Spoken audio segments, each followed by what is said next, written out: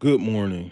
So this conversation is based off of that meme that you see in the thumbnail. The wealthier a person is, you notice that they are not easily angered. Okay. Uh, and here's the thing. I I'd have to say I would say about 5 to 10 years ago, I definitely would say that I was more emotional.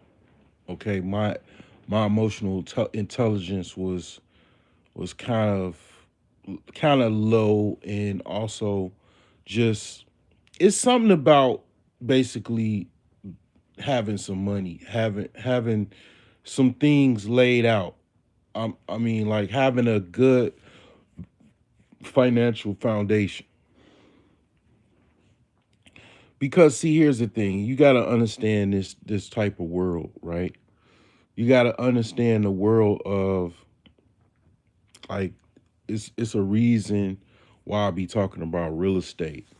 Why why I'm into home improvement, you know, renovations, things of that nature. And housing is, I pretty much have said this from time and time again. Other people have said this. Once you own a house, right? That's really one of your biggest expenses right there. Now, when I say own a house, I'm talking about cashola, cash and carry. You know, um, once you like actually have that type of reality, which you got to understand, it is people that have that reality. Okay, um, it is a small group. I'm looking up how many people own their own home. Okay, like what's the home ownership statistics in America? But while I'm looking that up, I'll just say that it is just something about it. It is something that you should strive. I would say you should strive to experience. And the reason why is obviously not having to pay no mortgage or rent frees you up from a lot of things. Okay. It really is something, just, it's like your parents, basically reached down, if your parents passed away or something like that, and they just gave you a house, but they didn't give you a house. You got the house yourself, but it's kind of like you inherited your rich auntie or uncle or parents' house. Like, and all the while you didn't inherit any houses or house. It's just, basically you get to enjoy, living. Like, I ain't gonna lie, I admit part of my Epicurean, life, or my life of, somewhat being an Epicurean, somewhat being a Stoic. I would say I'm more of a Stoic than an Epicurean, because if you don't know what I'm talking about, you have to look at some of my videos on Stoicism, and you'll understand what I'm talking about. But basically, to in short, Epicureanism is a discipline or philosophy based off of pleasure, or just a life based off of pleasure, like constant pleasure. Lot of a lot of Epicureans, they they don't they don't like doing certain things, because if it doesn't involve pleasure, it's just, they just kind of run away from it. And those are the type of people that basically run away from certain responsibilities a lot of times. And a lot of times, like, I ain't gonna lie, I really, to be honest, a lot of this stuff that I be talking about, it's really like kind of game. It's really, a lot of it is game. Like, even for women, women, a lot of times the dumb shit that women do as far as picking up the men that they choose, you know, one of the reasons why they do that and don't pick well is they forget about, okay, they think about, okay, yeah, he got money, okay, and all of that, but they forget uh you know about, okay, is this dude addicted to certain things, like an Epicurean that seeking a life of pleasure at all costs and stuff like that, which is, it's a philosophy. These are, philosophies kind of based off of ancient Greece, and basically just living a life accordance to having more happiness, having more pleasure, more joy, just positive emotions, right? So imagine that world, right? You just run away from any type of pleasure. I mean, anything that does not involve pleasure. Obviously, you know, this kind of goes into possibly even people. And then you got to understand, people can actually be Epicureanist and they don't know anything about what Epicureanism is. Okay, they have no idea what Epicurean is, but they could actually be living a life of Epicureanism. A lot of people that get into really seriously drugs, and they like taking Percocets and Mollies and stuff like that. That's definitely Epicureanist. Getting high. People on the street. You see junkies on the street.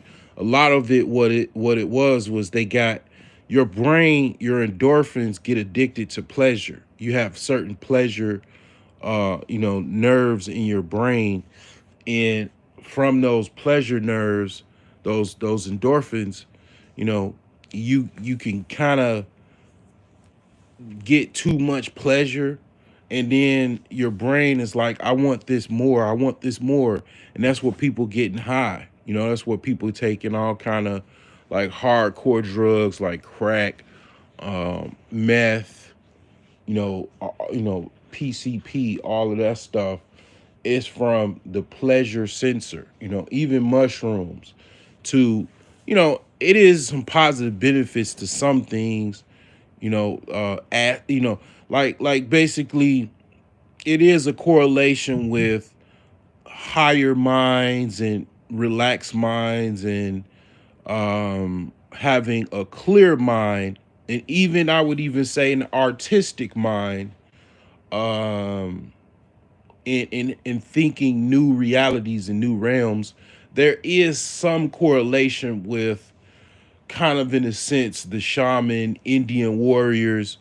You go in a tent and they got like this hot box tent, and they all sitting in the tent getting high and shit and getting lifted, smoking a peace pipe. Well, it is certain things, like, like kind of like you go into that world, kind of is like talking about metaphysics and things of that nature, like kind of higher dimensional thought, stuff like that. It is a correlation with certain, let's just say, states of, you want to say, uh, drug, or how should I say it? States of hallucinogens, or hallucinogens. Um,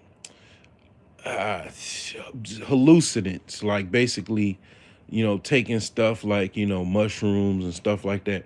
That the government actually is working on trying to actually legalize mushrooms. When I say mushrooms, I'm talking about psychedelic mushrooms. because it is a lot of health benefits as far as mental illness with psychedelic mushrooms or I think it's called psilocybin mushrooms. Basically, mushrooms that they give off some type of psychedelic kind of thing. Now, I've never you think I'm talking like this, like I took shrooms before. I've never took shrooms in my entire life. Okay, I have not. I'm not even brave enough to take mushrooms. If I did do it, which I'm kind of somewhat a little bit interested, I would have to do it in a controlled environment around like some professionals or some shit that actually administer this type of thing. Like they do have some type of like regulated therapy where actual trained professionals like psychologists administer some type of like uh it would be considered um kind of like not so much unregulated, but the words is called basically unconventional therapy. That would be called unconventional therapy, which would be the psilocybin mushrooms, the psychedelic mushrooms. So it is like some push, and it's a lot of positive reports and studies that has been done with these particular mushrooms. But the mushrooms all aside, again, um, the Epicurean is all about pretty much pleasure, and that's why a lot of men and women that are really heavily into Epicureanism or Epicureanism, knowing whether they have whether they've been trained like I was in sociology, where the reason why I know about this is because one of the reasons is because I went to school to become a social worker, and I took a lot of sociological. You had to take philosophy classes, and that's where you go into Greek, history and culture, which you start learning Plato, Socrates, Greek philosophies like Epicureanism, Stoicism, and stuff like that. So that's my root foundation as far as this. And the thing is, yeah, you could learn this on your own, but you'd have to take a deep dive into philosophy. Okay, once you take a deep dive into philosophy, you go into Greek philosophy, which is Epicureanism and Stoicism and a lot of other things as well. Now, that being said, again, the getting high and all of that, not having control. Because, see, the thing is, I mean, I grew up obviously typically black, in the black community in America, primarily the Chicagoland area. It was a disdain for anything that was white. Okay, like no crack, no cocaine. You was considered a hype. They called you a hype if you did anything beyond weed. You was a hype. Okay, you would be basically called a hype. So it was a kind of a, in a sense, like machismo culture of saying no homo, pause. Well, it wasn't really macho, like not so much macho. You was considered weird, or basically an outcast, as yeah, you a hype, like you sniffing lines and you smoking crack. You know what I'm saying? That was like, in the 90s and stuff like that. You was considered like, yeah, you was like a fiend or something like that. It was words that would admonish you, and you wouldn't be like to be called these words. It'd be like calling somebody a you know a f- fag, that if they thought they were, leaning a certain type of way towards their own, you know, I guess you would say interperson, uh, same sex relationships type shit, like male on male.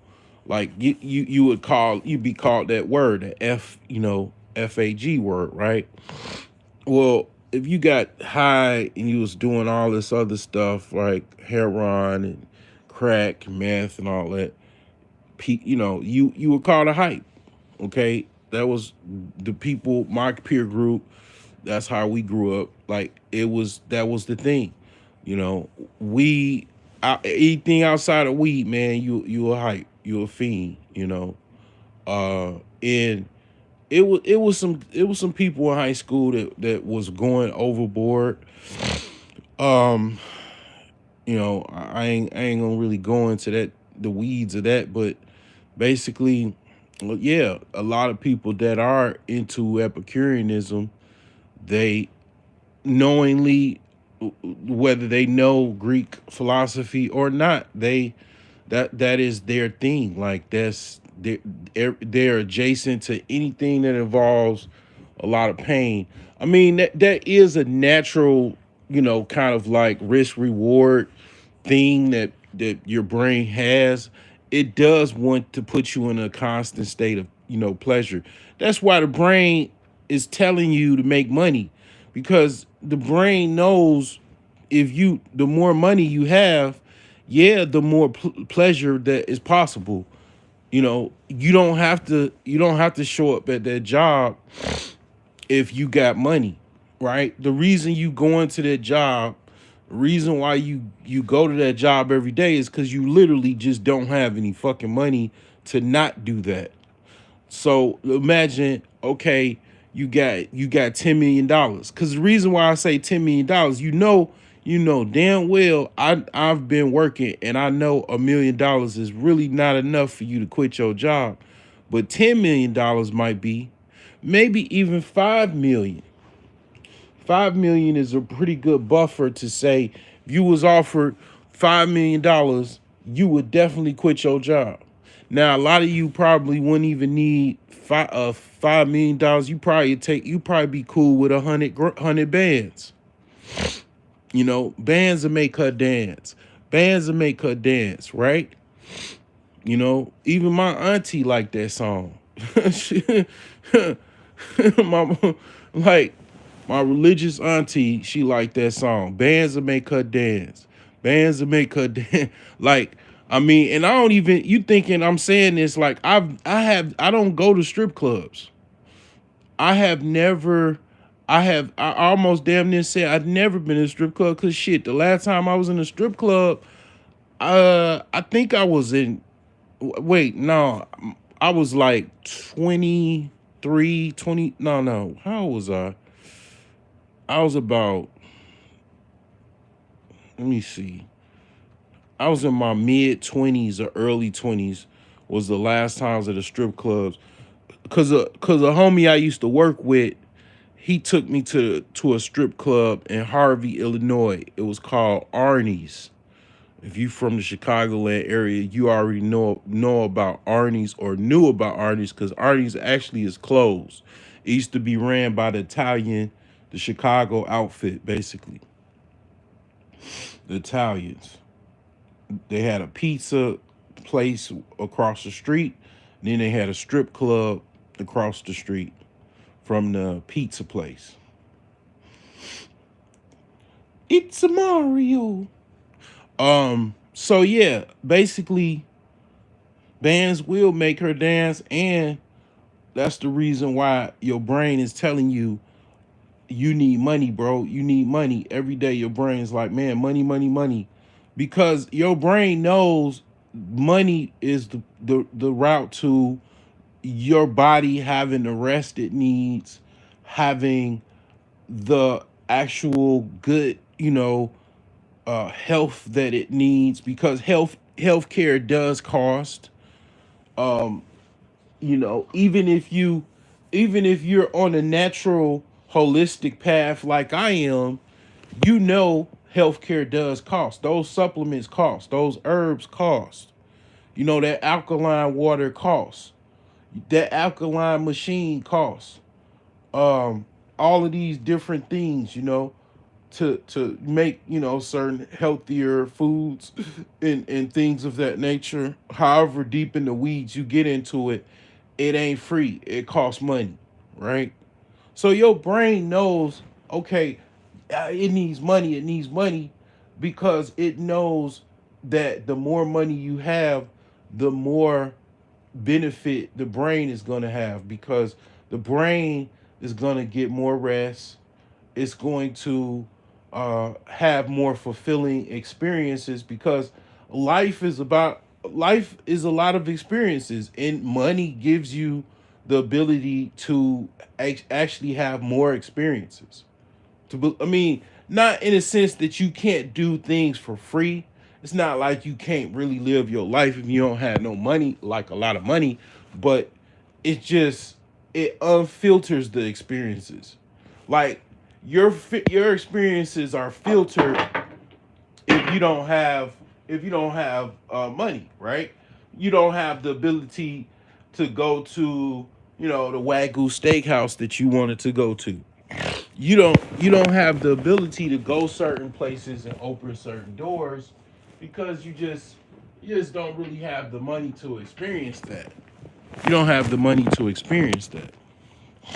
You could go inside the restaurant and inquire about the Wagyu steak, on some like Chris Rock stuff, and I'm gonna get you sucker. How much is a partial steak?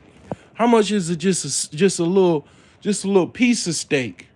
Yeah, you can do some negotiation. It might run you out of here, run you out the restaurant. But the thing is that, yeah, without no money, you can't really experience a lot of things, including that.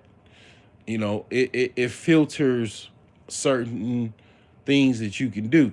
You can't get on the private jet because you don't have 25 bands to get on the private jet, or whatever private jet that's near you costs to get on. $1,000.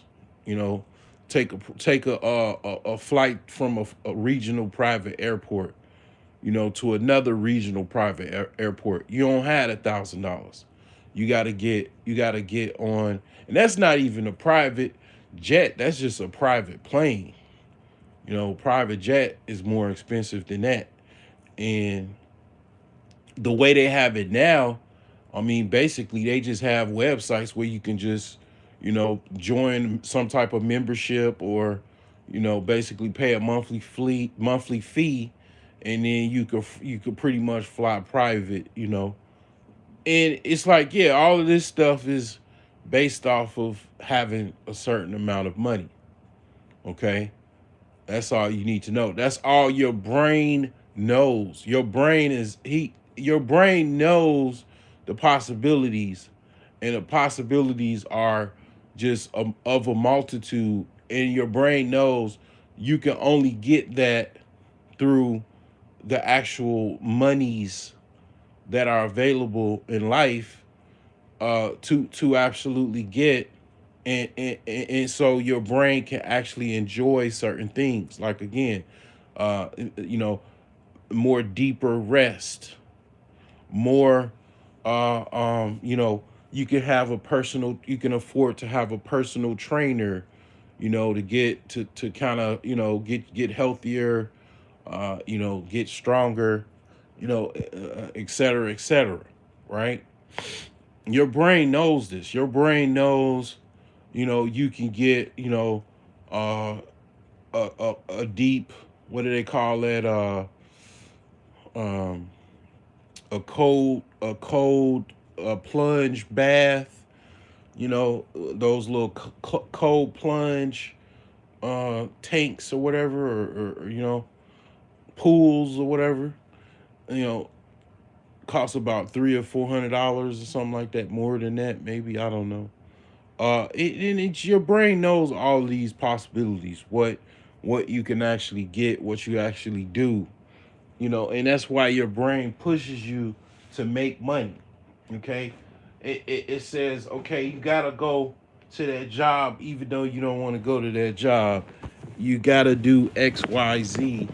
That's what your brain is trying to tell you. Okay, that's that's all you need to know.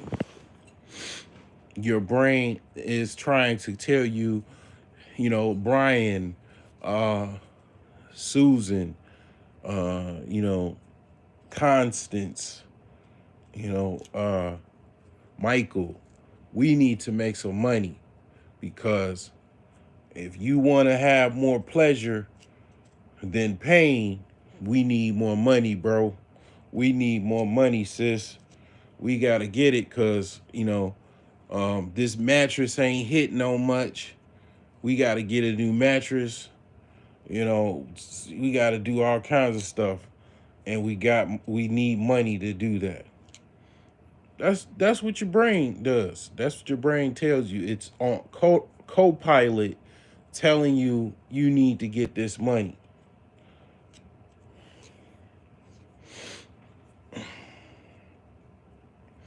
You know, we need to get this money.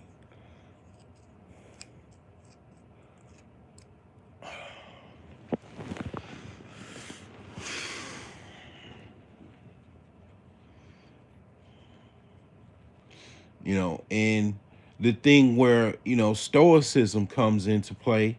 Stoicism comes in and says, well, we can't necessarily know when the day we're going to get a whole bunch of money, and we don't really, making money ain't really that easy like that.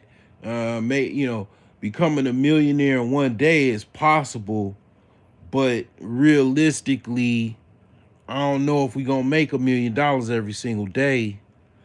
I don't know how long it's gonna take to make $1 million. And even if we make $1 million, it's not like that's gonna be enough to retire off of like that. Like, you know what I'm saying? We not sure what the rates of inflation are, and et cetera, et cetera, et cetera.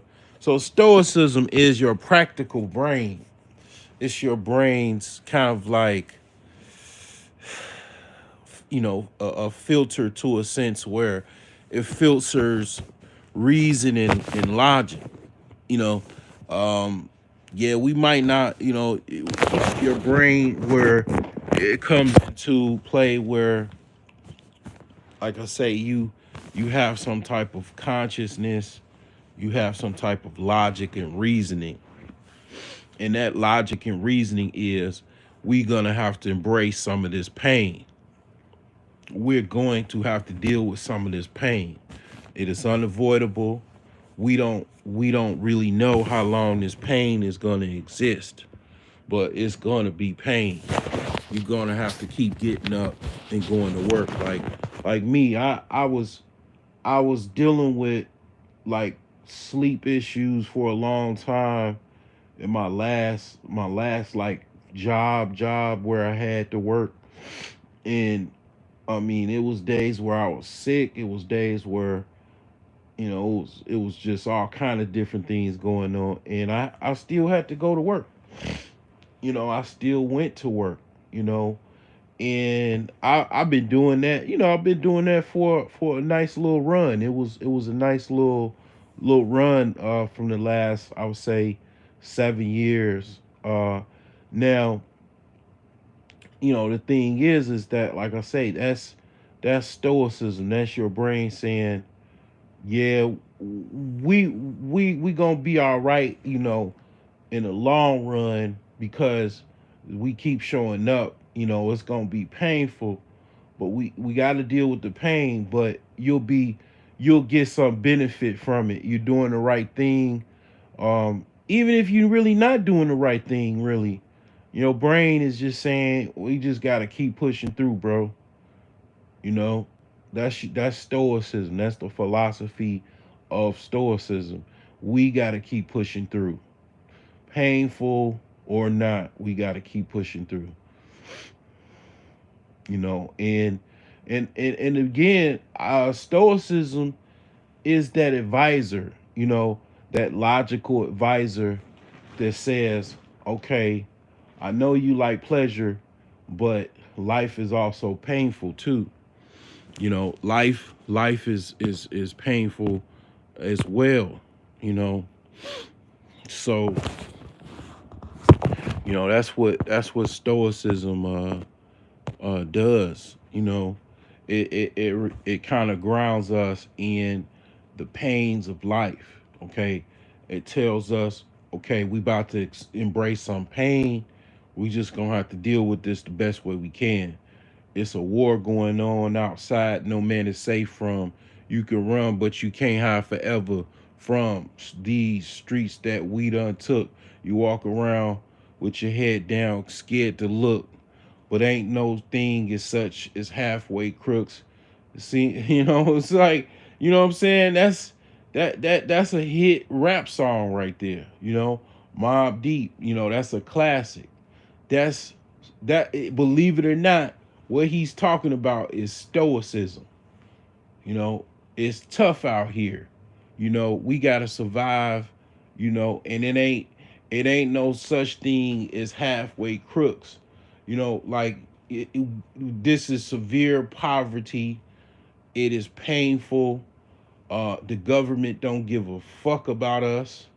We gotta get it the best way we can. Okay, we gotta survive. Okay, that's stoicism. And believe it or not, that's quite interesting because you never thought of it like that. You say pookies, thugs, but to a certain extent, that's reality. A lot of men race unabated. They have to be stoics. That's one of the things. Before I moved to Indiana, I always noticed, living in the Chicagoland area, you pretty much like you like basically University of Illinois, because that's your home state. That's what you enjoy. Okay, you enjoy you root for your university, your top university in your state, and that's University of Illinois. Okay, and that university basically always had a problem with University of Indiana. A lot of times in like basketball, even football, University of Indiana would edge University of Illinois. And I always wondered why that was. Well, when I moved to Indiana, I understood what that was. And you could probably understand where I'm going with this, right? You can walk down with me and understand where we're going. Like, yeah, Indiana men per se, I'll just say the men, just the people in general, they have to be fucking stoics to fucking survive. It's if you move to Indiana, you'd have to lean into stoicism. Why? Because this state is just, these are fucking Bible belt zealots, man. That they like this, the Bible belt, man. It's more country. It's more like less urban, and Indiana is like underdeveloped, man. I mean, I keep telling people that they don't really understand because they probably never been to Indiana. If you listen to me across the country, you probably have never been to Indiana. But it's a bunch of cornfields, soybean fields. It's underdeveloped, and they don't make that much money like Illinois does. Like definitely upstate Illinois. They don't make money like that, so they have to survive off of like less and they have to be very resourceful, and they have to deal with a lot of pain. You know, be dealing with the code, dealing with basically not having enough or a lot of financial resources. Not having a lot of things like that creature comforts.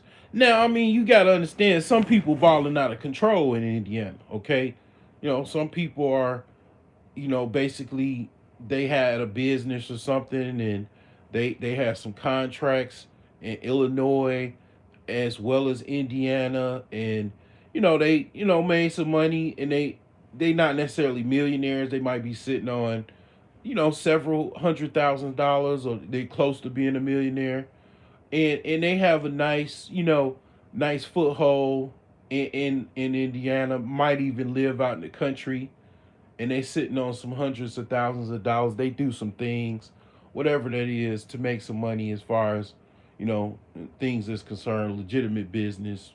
It's a lot of stuff you could do if you already have money. Like money makes more money. Okay, you really don't like that is that kind of goes into I haven't I'm gonna drop my video on momentum. I just what, I might have to redo it because I had to wipe my phone. I have to find and see if I have it on my computer, but I actually did it a couple months ago. But the thing is that that kind of goes into momentum when you're talking about money, because that's the thing with momentum. That's the third last leg of the 3M process as far as mindset, money management, and momentum. Momentum is the actuality of it is making your money make more money. And yeah, when you got 10 bands, $10,000, $100,000, you should know how to make more money. You should know how to invest. And if you know how to invest, basically take a dollar and try to make $10 out of it, or at least two.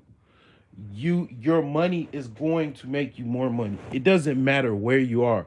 It doesn't matter if you're in Mississippi, Louisiana, fucking St. Louis, Missouri, Chicago, New York, LA. If you know how to turn a dollar into two, or if you badass like me, of an investor, that you took a dollar or less than a dollar, and made $20 off of it by selling some by buying some liquidated cell phone screen protectors that were like 30 or 40 cent, and you sold one or two of them a multitude of times for $20. You see why I raised my voice right there. You know, then you onto something. Cause see, that was the type of stuff I used to do. Like, that's the savvy business investor that finds some stuff for dirt cheap and then resells them, and then making, like, I'm talking about not 5% profit. I'm talking about 5,000% profit. Something just crazy. And that's the thing with business, man. That's how you make your money. Like, you got your price margins. Because some stuff you can make money like that. That's better than even that's better of a markup than actually selling drugs. Like, you buying something that's 35. I done did this shit. This is a true story. Okay, this is like bro. It is one of them stories. Like, it's like a broke story. Like, basically, I literally, this is what I did. I'll tell you. I went on a liquidation site, liquidation.com. I bought a box of different items. Okay. These were like cell phone cases, screen protectors, different things related to a cell phone. This was like back when I had my computer store. So I literally had, like, it was hundreds of them. And I used to sell them on eBay, And like you keep in mind, they're about like 60 cent each. Okay, I would these were these OtterBox like screen protectors, and basically, the little like plastic strip that you put on your cell phone, and it's supposed to make your glass kind of more shatterproof and stuff like that. Man, I sold a couple of them things for like $20. Some of them $10, some of them less than that. Like my profit margins was ridiculous because it was like 60 cent each. And the reason why it was so expensive is because it had to be shipped. The shipping alone, it was like $100 or $200, but it was, the price each unit before that. I mean, of course, there's a calculation. Price before that was like 30 cent. But once you include shipping, as you should, whenever you buy something, you should also include shipping. You shouldn't include you should not exclude shipping, okay? Because that's part of what makes the cost. So, like, yeah, it was ridiculous. Profit margins was absolutely ridiculous. Now, the thing is that that's where it comes into momentum. Momentum, and that's the thing. That's the thing why people don't make no money.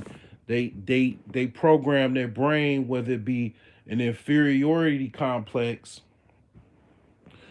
to not do that. Because see, here's the thing: people were lockstep programmed. Like if your granddaddy was a warehouse worker or a dock worker or worked at the steel mill, that was what he was programmed to do. That was like people were hardline into certain things. Like me and my cousin, we were talking about this, because we had a funeral. My grandmother died, like last week, or actually 2 weeks ago, and we were talking about this, you know, like basically we were talking about how my grandmother was pretty much like a Renaissance woman because she used to do all kind of stuff and she was, real smart. And it's like, me and my cousin, we do a lot of my cousins are the same way. Like, one of my cousins, she's got, I didn't even know she's a beautician, and she, is an actor, and she's been in all kind of, you know, like little reality shows and stuff like that. Like I Love Ray J, and she's kind of like a kind of a rising or up and coming star, or whatever. She knows, some people, different people in Hollywood and stuff. But the thing is like, yeah, my other cousin, he knows how to fix cars. He's in IT. He knows how to do all kind of stuff, man. Like refurbished shoes. He's heavy into shoes like Jordans and all of that type of stuff, man. Sports memorabilia. It's like basically even myself. I mean, I'm all over the place, right?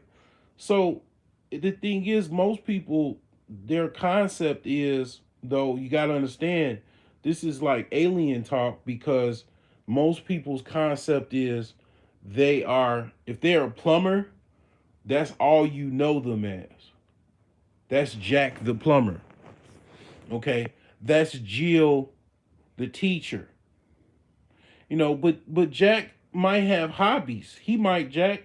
Jack might, when he get done with plumbing, he start working on his cars in the garage. So by trade, he's a plumber, but then he also does cars, but he don't work on nobody else's cars. He work on just his cars. But people have asked him a multitude of time, can he work on their car, right? Jill, she might get off of work and she wants to do yoga or ballet or something like that, or dance or whatever. You know, um, it's a thing where people tend to do have hobbies and stuff like that they get into, and then try to make some money off of that.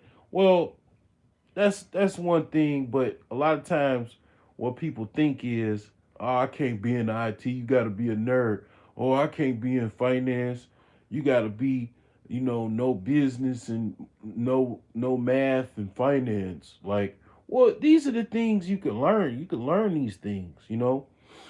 I'm not. I pretty much. I'd have to say I've always pretty much been a finance bro.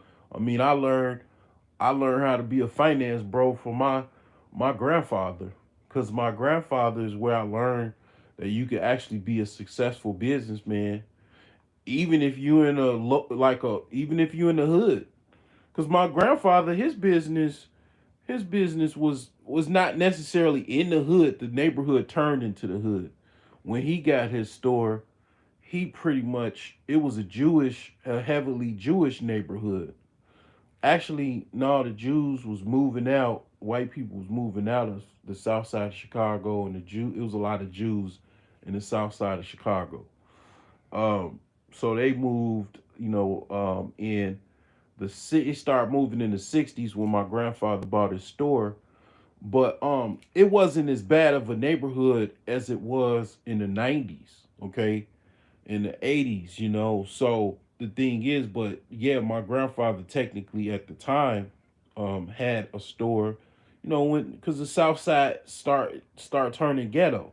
Okay, like before I was born, '60s, '70s, it start getting violent, start turning in, Chicago and a lot of other places, start turning into the ghetto. The have-nots, they start moving in, and one of the things I have to say, the have-nots are known for kind of dealing within the Epicureanism, where they selling drugs, they using drugs, and then they bringing drugs into the environments, and then now the haves, basically they start using drugs, then they're now the have nots. It's like the war on the haves and the have nots. Like, that's a live stream within itself. Like, basically the have nots get strung, the have nots get strung out, then the haves get strung out, and then they become have nots. That's where this kind of goes. Like, this whole like drug thing. Um, you got to understand the black community in the '80s and '90s. I'm not saying that it was like a whole bunch of people that was about to be rich and all of that type of stuff, and then crack cocaine came in, like Chris Rock. But crack cocaine did break up a lot of families. Crack cocaine was the rat poison that really did some devastating things to not only the black community, but just America within itself. Like, I mean, a lot of people got high. A lot of people, it was like a party drug that the silent generation, the greatest generation, or basically whatever generation is, um, basically from the greatest generation, silent generation, and baby boomers and Gen Xers, and even some millennials and whatnot, basically got addicted to somehow or another. But mainly, I would say Gen Xers, baby boomers, silent generation, even the greatest generation. They was all smoking crack or got addicted to crack.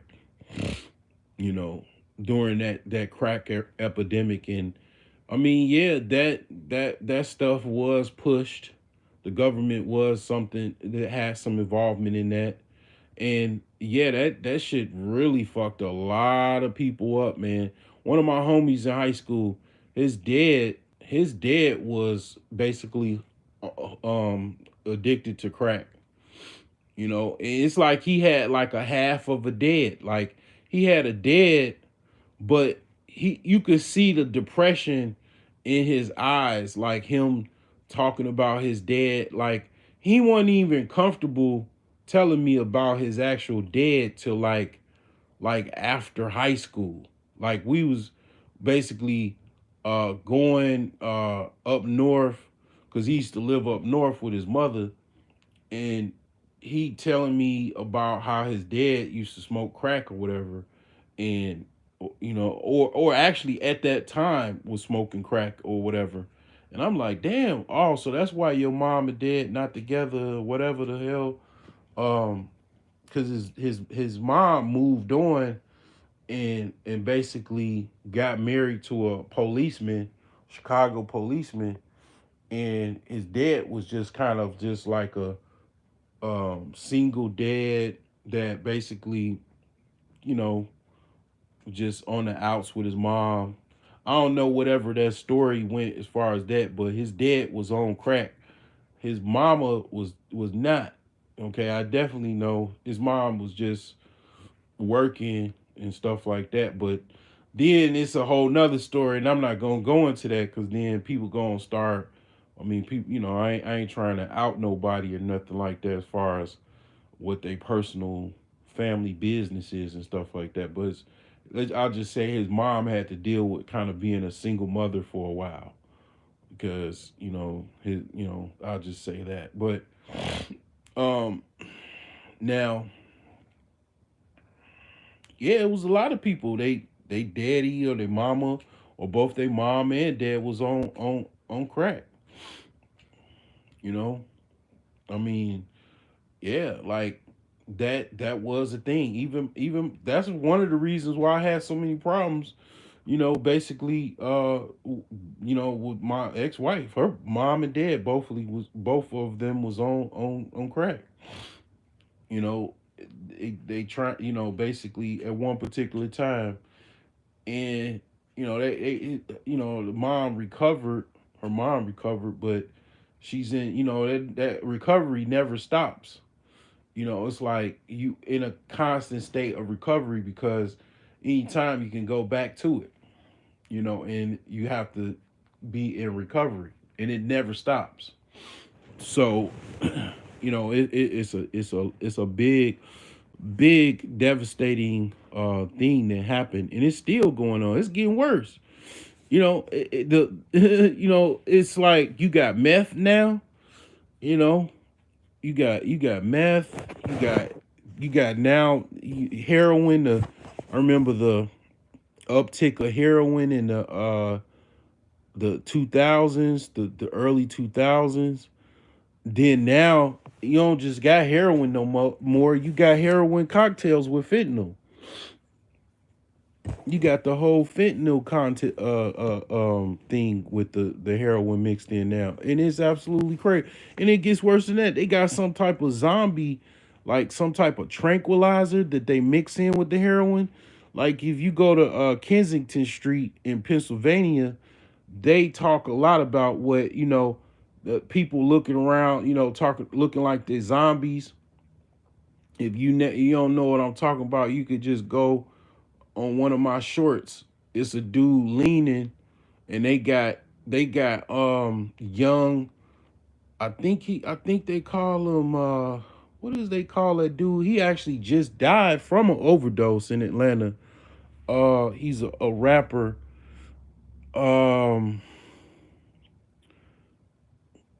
basically he came up with the song Shoulder Lean. I just kind of basically Rich Homie Quan, I believe. Yeah, Rich Homie Quan. He just recently died of a heroin or I think heroin overdose. So like basically that's ironic because he made a song, your shoulder lean. I believe that's his song because I'm not like some of them songs is like it's like I don't really I'm not really into artists like that like because that's kind of like they have some hits and stuff like that, but I'm not really into ghetto artists, and I that's a thing. Like I'm not like dude. It be dudes that be like really ghetto, and I'm not really. I don't follow them. Like it's a certain reach. Like it's certain songs. It's like it's cool. Like I think it is cool, but it's like I can't watch their whole album. I can't embrace their whole album. Like I'm not about to like even Future. I don't watch. I don't listen to every album or all of the songs from Future like that, because it's like it's kind of ghetto. It's not really, a lot of them songs be super ghetto, and it's not really like classy to me, and it's like kind of like that whole, like those artists like even Young Thug and all of that type of stuff. I don't you know what I'm saying, it's certain songs they cool, but it's like it's the actual person and the actual catalog is basically ghetto gangster music or whatever. Like I'm not into that type of thing. Like, and it ain't even like, to be honest, it ain't classy like that. Like Jay-Z, Nas, even Biggie, they that shit had some class to it. Like it was quote unquote gangster rap or street rap or whatever, but it was some class to it, man. They was sitting in the club, you know, fucking with some Coogee sweaters on, a chain. They was like, they had some class. Even the words and the music, they had class. Like that ghetto project music. Like even I'm gonna tell you, like even from Master P and the No Limit and Cash Money Records. I didn't take no deep dive into any of them like that. Like my sister, she used to have like Master P albums and stuff like that. No Limit Soldier albums. Like my one of my homies, like he was into that. He heavy into it still, cause that was the thing where we didn't get into it. I mean, we kind of like got into it a little bit, cause I mean, he is more ghetto than I am. He used to live in the projects. You know, he told me his origin story, and I was like, damn, I ain't know you was a project nigga. I mean, like, yeah, like it's levels to stuff, and I understand that, but yeah, I ain't. I lived in the ghetto, man, and you know what I'm saying. I don't fucking celebrate the ghetto. Like I'm not proud of being from the ghetto. You know what I'm saying? Like some people take that shit and they totally try to like be proud of fucking certain shit that I don't know. I'm not proud of, like, that I actually had to live in the ghetto. I'm thankful as fuck that my parents was able to, move us out of there. You know what I'm saying? Like, I'm just thankful as hell. Like, I don't celebrate ghetto shit. I don't celebrate poverty. Fuck out of here. I'll never celebrate poverty. Never. And it's like that's where it's like, what I'm saying, the disconnect with that whole ghetto rap culture shit. Cause it's like, yeah, I mean, it's some hit songs and stuff like that. But it's like I can't relate to that. That's where, J. Cole comes in. Like, okay, I can listen to probably a J. Cole album. I can, what I'm saying? It's certain people, they have a certain flair of class, you know what I'm saying? They ain't like, hooded up like that. Like, it's just kind of, a lot of them songs is ghetto. It's like Moneybags Yo. Like Moneybags Yo, I like some of his songs. But it's like I'll never listen to probably an entire album of Moneybags Yo or even Rick Ross, because a lot of that shit is fucking ghetto to me.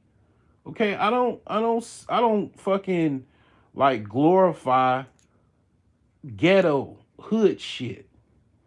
I just don't. It's just, and I'm not the only one, but it's like, yeah, I lived in the ghetto. It ain't nothing to motherfucking celebrate. It ain't nothing to be proud of, in my opinion, either.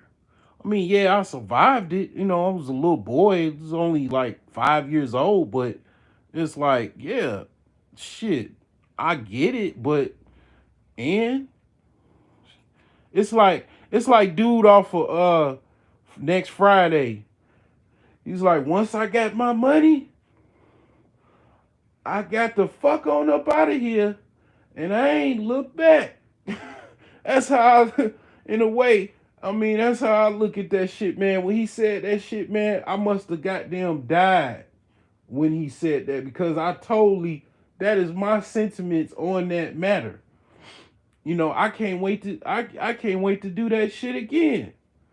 Cause I mean, I ain't gonna even go into that, but it's like, man, I mean, it wasn't never part of the deal to, I'll just say, I get out of that. I ain't.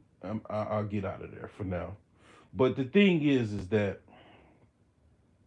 yeah, I don't glorify that, and a lot of them guys, that's just part of their culture. That's what they had to deal with. I mean, fortunately for me, you know, I listen to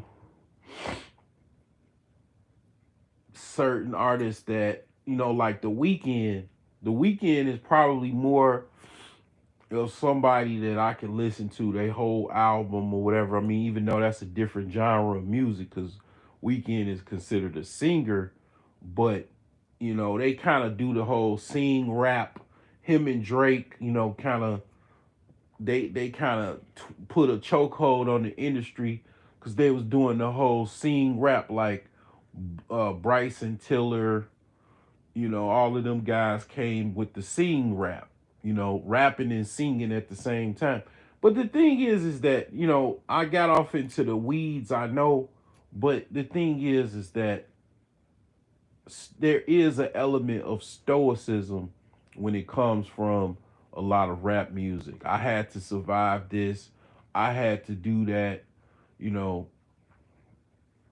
these things are it is a concept. It is why even women like stoics, to be honest. They do like me, women do like stoics. Okay, quiet men that deal with pains of life. You know, I was listening to a little short video. Six the Goddess. She just got she just recently got married. I don't know when, like a couple years ago or something like that. And she was talking about how a lot of these women that are her detractors, they don't have any husbands. They don't have no guy, no guys, basically that's trying to beat down their door that they like, that's trying to marry them. And they, one of the things that women don't really understand, that Six the Goddess understands, she knows what women like. I mean, what men like. Okay, she knows basically what men like. Now, what I'm saying, I know the whole origin story. I know her origin story to a certain extent. I think she even said herself about um her being uh a stripper or something like that. I don't know if she said that. I'm not 100% on that, but I mean they found out. I mean, um I think she said the shit. I don't fucking know. I don't remember. But basically, yeah, she had to strip and shit.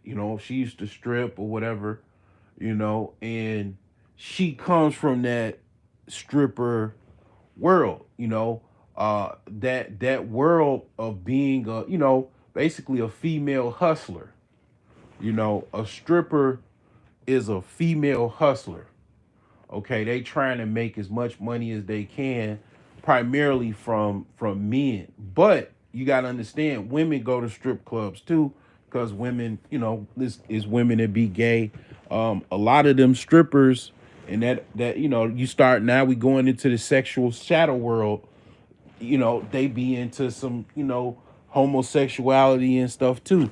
Like a lot of that, it intertwines with basically homosexuality. you know you start going into that sexual shadow world, and it is a lot of that goes on in that. A lot of pussy licking, all that type of shit, women do with each other. that's where that goes. They freaks. They, that's where the whole freak, the freak life, right? Doing orgies, you know what I'm saying? The champagne room. I mean, it's a certain sexual awareness that a woman that is a stripper has. She knows what men, like, and she knows how to get a man off. She knows basically how to please a man sexually, probably more than the average woman that does not know that. Okay? Cuz yeah, it is a lot of women, they don't know how to fucking sexually please men. It is a thing. It is a thing. Now, how common that is, I would say it's probably more common than you think or you know of. Most women are probably very general as far as what they know that men like. They know men like sex, but they don't necessarily know how to have sex appeal. They don't know how to please a man from start to finish. They don't know how to go from uh kind of eye contact or hand gestures to physical touch. um what do you want to say, foreplay to actual sex, aftercare, so on and so forth. Women don't know how to really do that shit. A lot of, like, they have gaps. Like, they might know how to do, so some, fellatio a little bit, and then they know to lay back or you know listen to the man to get in whatever position, and then that's it. Like, that's very general. Well, you got some women, they know what the fucking, they like a female fucking Kevin Samuels. They know the fucking fragrance men like. They know where to spray it. They know, how to get themselves, wet. They know what lube to bring. They know what outfits men like. They, I mean, like, basically, I mean, shit. It's it is a small select, group of women that they know how to have sex appeal. They know how to, basically the stuff that men complain about. They know how to fucking, like, listen to men and what they actually like, and they coordinate that within them, their dress and their wear, their daily attire. They know, like, this shit goes into kind of like what she, Six the Goddess already does, as far as she consults a lot of women, because it's a lot of women that, yeah, I mean, you could talk about, as far as Six the Goddess, as far as her past, as far as her, whatever she is into, about, whatever that world consists of, is being an ex stripper. But it is some things to learn, I guess, from a stripper, believe it or not, because a lot of women don't fucking know how to please a man. And this kind of goes into, it's like it goes into other realms, and I don't want to necessarily talk about that, because it's like I still got probably some research to do and stuff like that. But it is women that, historically throughout history, that they know how to please men, because maybe they were in the business of pleasing men. Okay, let's just say it like that. They were in the business of pleasing men. They are experts on pleasing men. Now, some of this gets weird, because black women are the only women that call other women that actually are into pleasing men pick me's. They're the only women. I don't hear any other women calling women pick me because they actually like men. They actually want to um, please and cater to men. That is weird. That is some new concept, and it's basically the millennials and Gen Z's philosophy or ad hominem that they created because it's based off of feminism, LGBTism that is associated with feminism to basically have some type of attack tool to go against women that want heterosexual relationships with men. Please clip that, mix it with as far as you want to, put into whatever you want to, and share that shit across the fucking internet because that is a bomb drop, and that is exactly where that shit came from, and that's why these bitches don't never come in my comment section and say a motherfucking thing because see, I know just like other people like BGS, I know how to decipher what these women's my ideology is. I know where they have issues in life. Does not matter their professional level, lower or higher. I know women very, very well. I am fucking Darth Vader to this shit. As far as me understand my understanding, you know what I'm saying? Like sometimes I sit and think about what I actually did and what I've done, and I'd be like, God damn, what the fuck, you know? You know what I'm saying? What did you, Abdul? What did the fuck what was wrong with you that day? Why did you, why did you open the door like that with that woman that was looking for your uncle, and then basically abuse her throat like that? With her consent, obviously. Why did you do that? Why did you do that, man? And it's like, I mean, the thing is that I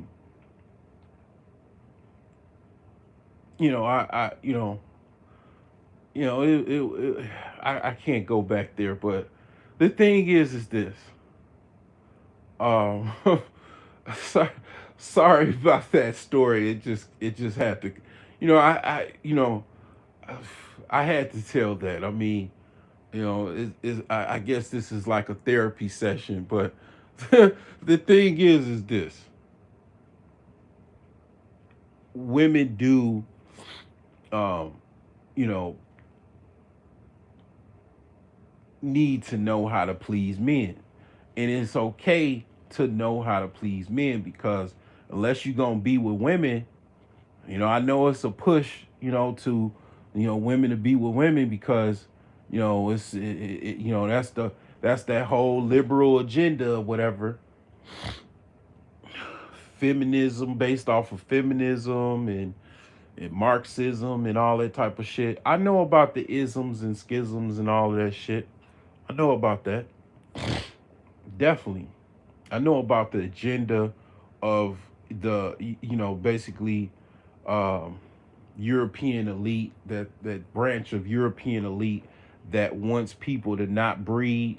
So that's where the LGBTQ stuff comes in. The you know psyop and propaganda that's being pushed. I know why all of this shit. It was a push to push this stuff in schools, and the whole liberal agenda to make everybody rainbow as much as possible so they can control them, so they don't have children as a form of population control, as a form of power control over other people.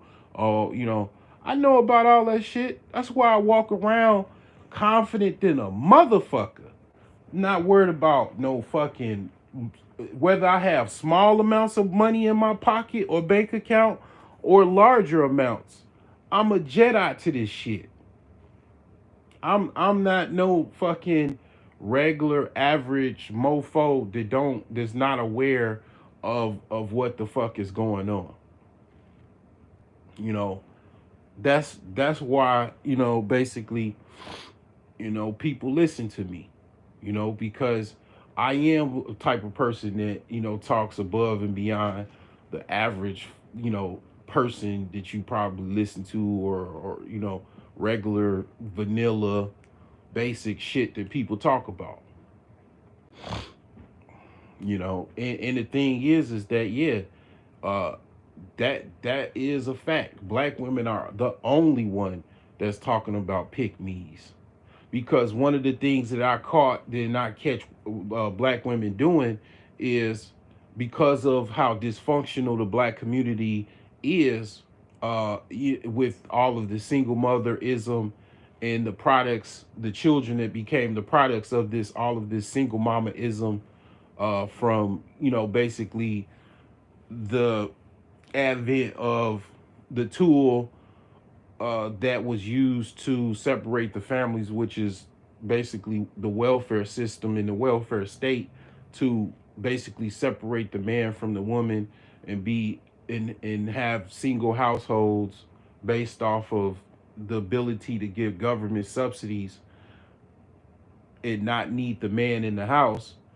And then ultimately what happened was the man was not in the house, was thrown and pushed aside based off of supplemental welfare from the government. It drove all of these women to be single mothers. The women are hive minded, you know, hive minded, meaning they follow whatever the hive does. If a whole bunch of women are dysfunctional, okay, I'll be dysfunctional too. Yeah, dysfunction. We all be dysfunctional. Yay! And then they just join dysfunction, hive minded, some women they see the foolishness and they avoid it, quite a few. Then most they just join the dysfunction. Yes, let's have a single mother breeding party. Yay! Let's do it. Let's have a pregnancy party. Let's all sign up to get pregnant. Let's have some, stripper bulls all line us up and get us pregnant. I mean, it's like, I, you know, I wouldn't mind showing up to that. But the thing is this, that's what women do. They sign up, just like men sign up to join gangs and do all kinds of crash out shit. Women do the same thing. They just, join dysfunction. They're raised in dysfunction by their single mother. Then they grow up in dysfunction. And then what they did, when this is where I caught them, I'm probably the only one that pointed this out, is that's where the pick me stuff is.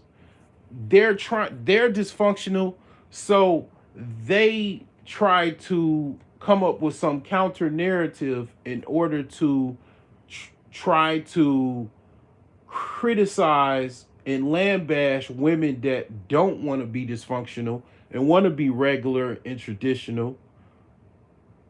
That's where the whole ad hominem attack word of pick me came from. That's where the whole pick me concept came from.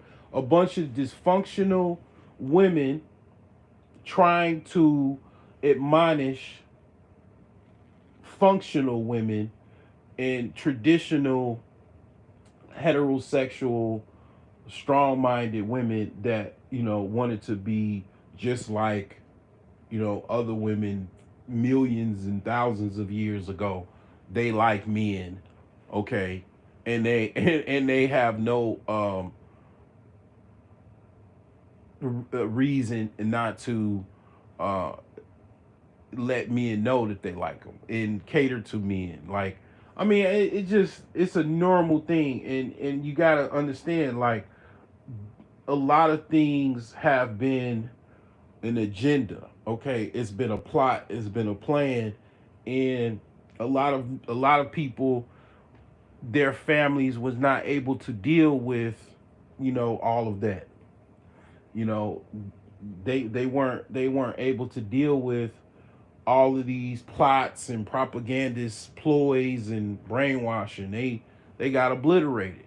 They families got broke up. What I'm saying. They got whole families where it's no men in the family, very few men. It's like all of this stuff, man. A lot of people, they have these family stories and origin stories where the father wasn't in the household, the grandfather wasn't even in the household. It is getting worse and worse. Um, what I'm saying, I don't know if it's improving. I don't I haven't looked at the data.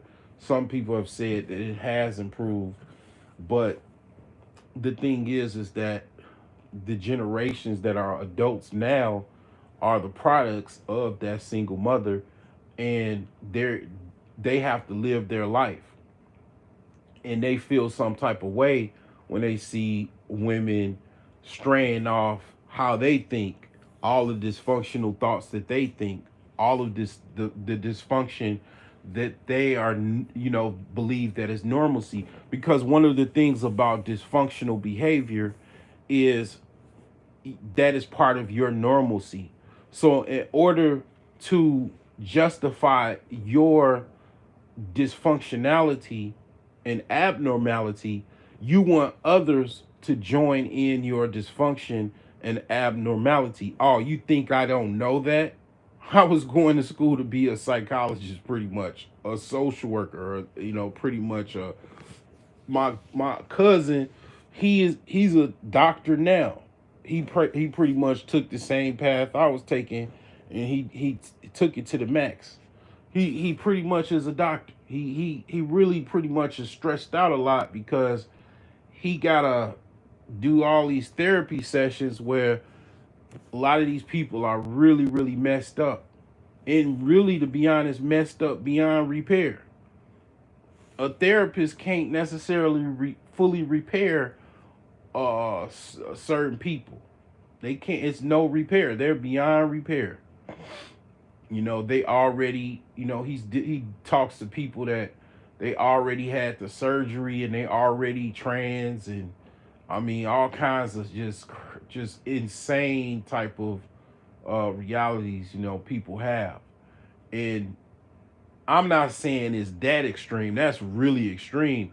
But yeah, like basically a woman that is raised by a single mother that didn't really embrace men, was probably even a man hater, feminist that basically just used men for sex and did not have any didn't didn't go out in a mindset of I'm trying to really have a healthy relationship with the man, and submit to his authority, and et cetera, et cetera, et cetera.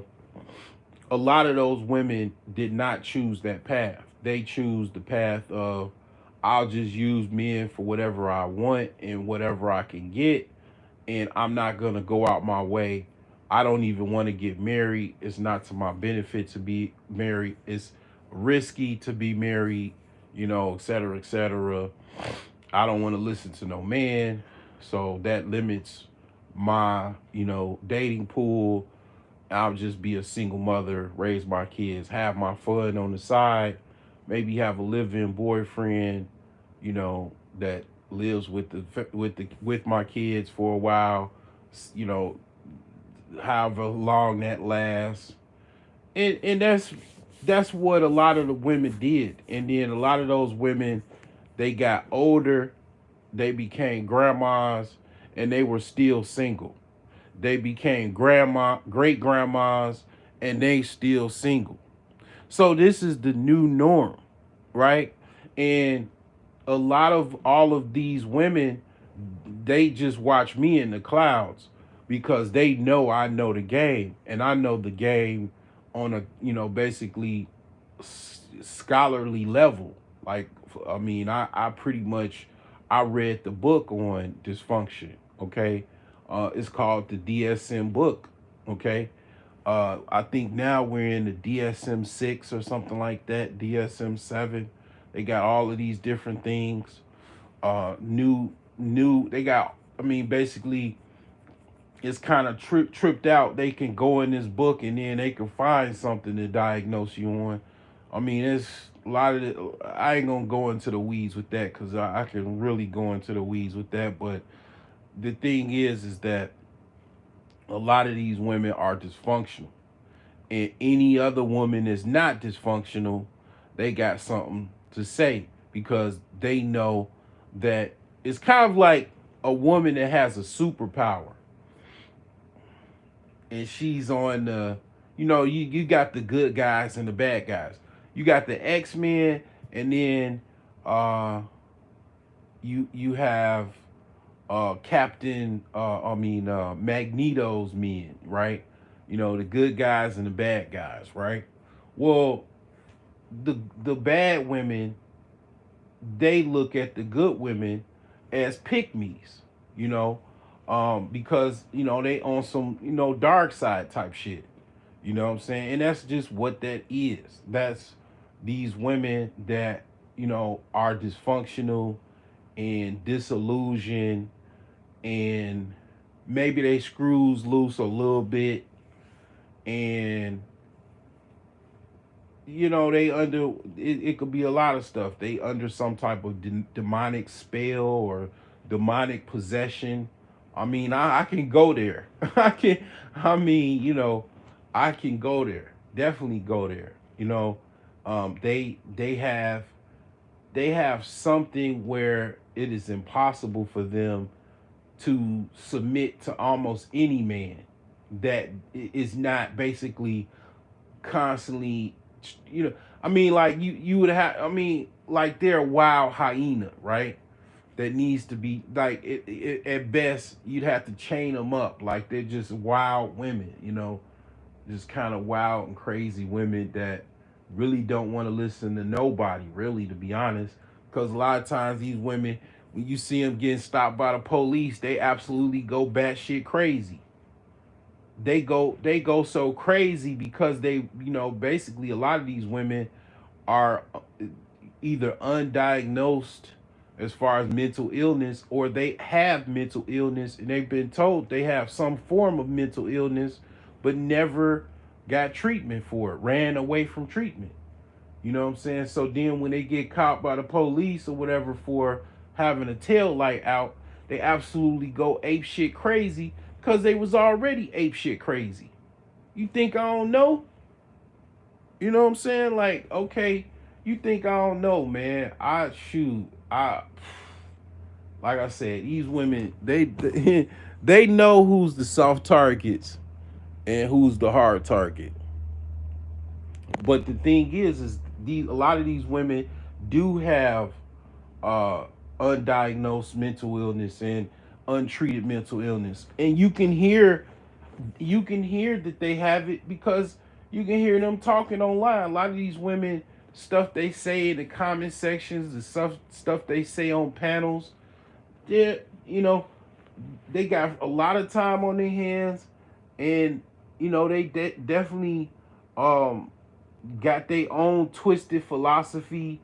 A lot of these women they don't even show their face, or whatever, because if they do, it just exposes a lot more of the dysfunction. And it's like, yeah, they don't like women that are not dysfunctional like them, because the dysfunction comes from them. Part of the dysfunction is they don't want to deal with their problems. One of the things, basically is, and it relates to the thumbnail of this video, is one of the reasons, one of the ways you become wealthy is it's not necessarily to do with money. That's why this is about mindset. It is dealing with your problems and your personal weaknesses. Your problems is weaknesses. And dealing with those weaknesses, whether that be you don't have any emotional control, somebody says certain things about you, you go off the deep end, you're defensive towards everything somebody says about you or says to you, so and so forth. Like a lot of that comes from, being insecure, insecurities and stuff like that, and not being confident in life. Like one of the things about why people don't like the word broke, they don't like being called broke, or they don't like, what I'm saying. A lot of people have feel some type of way about my channel name, and it's like the reason why is because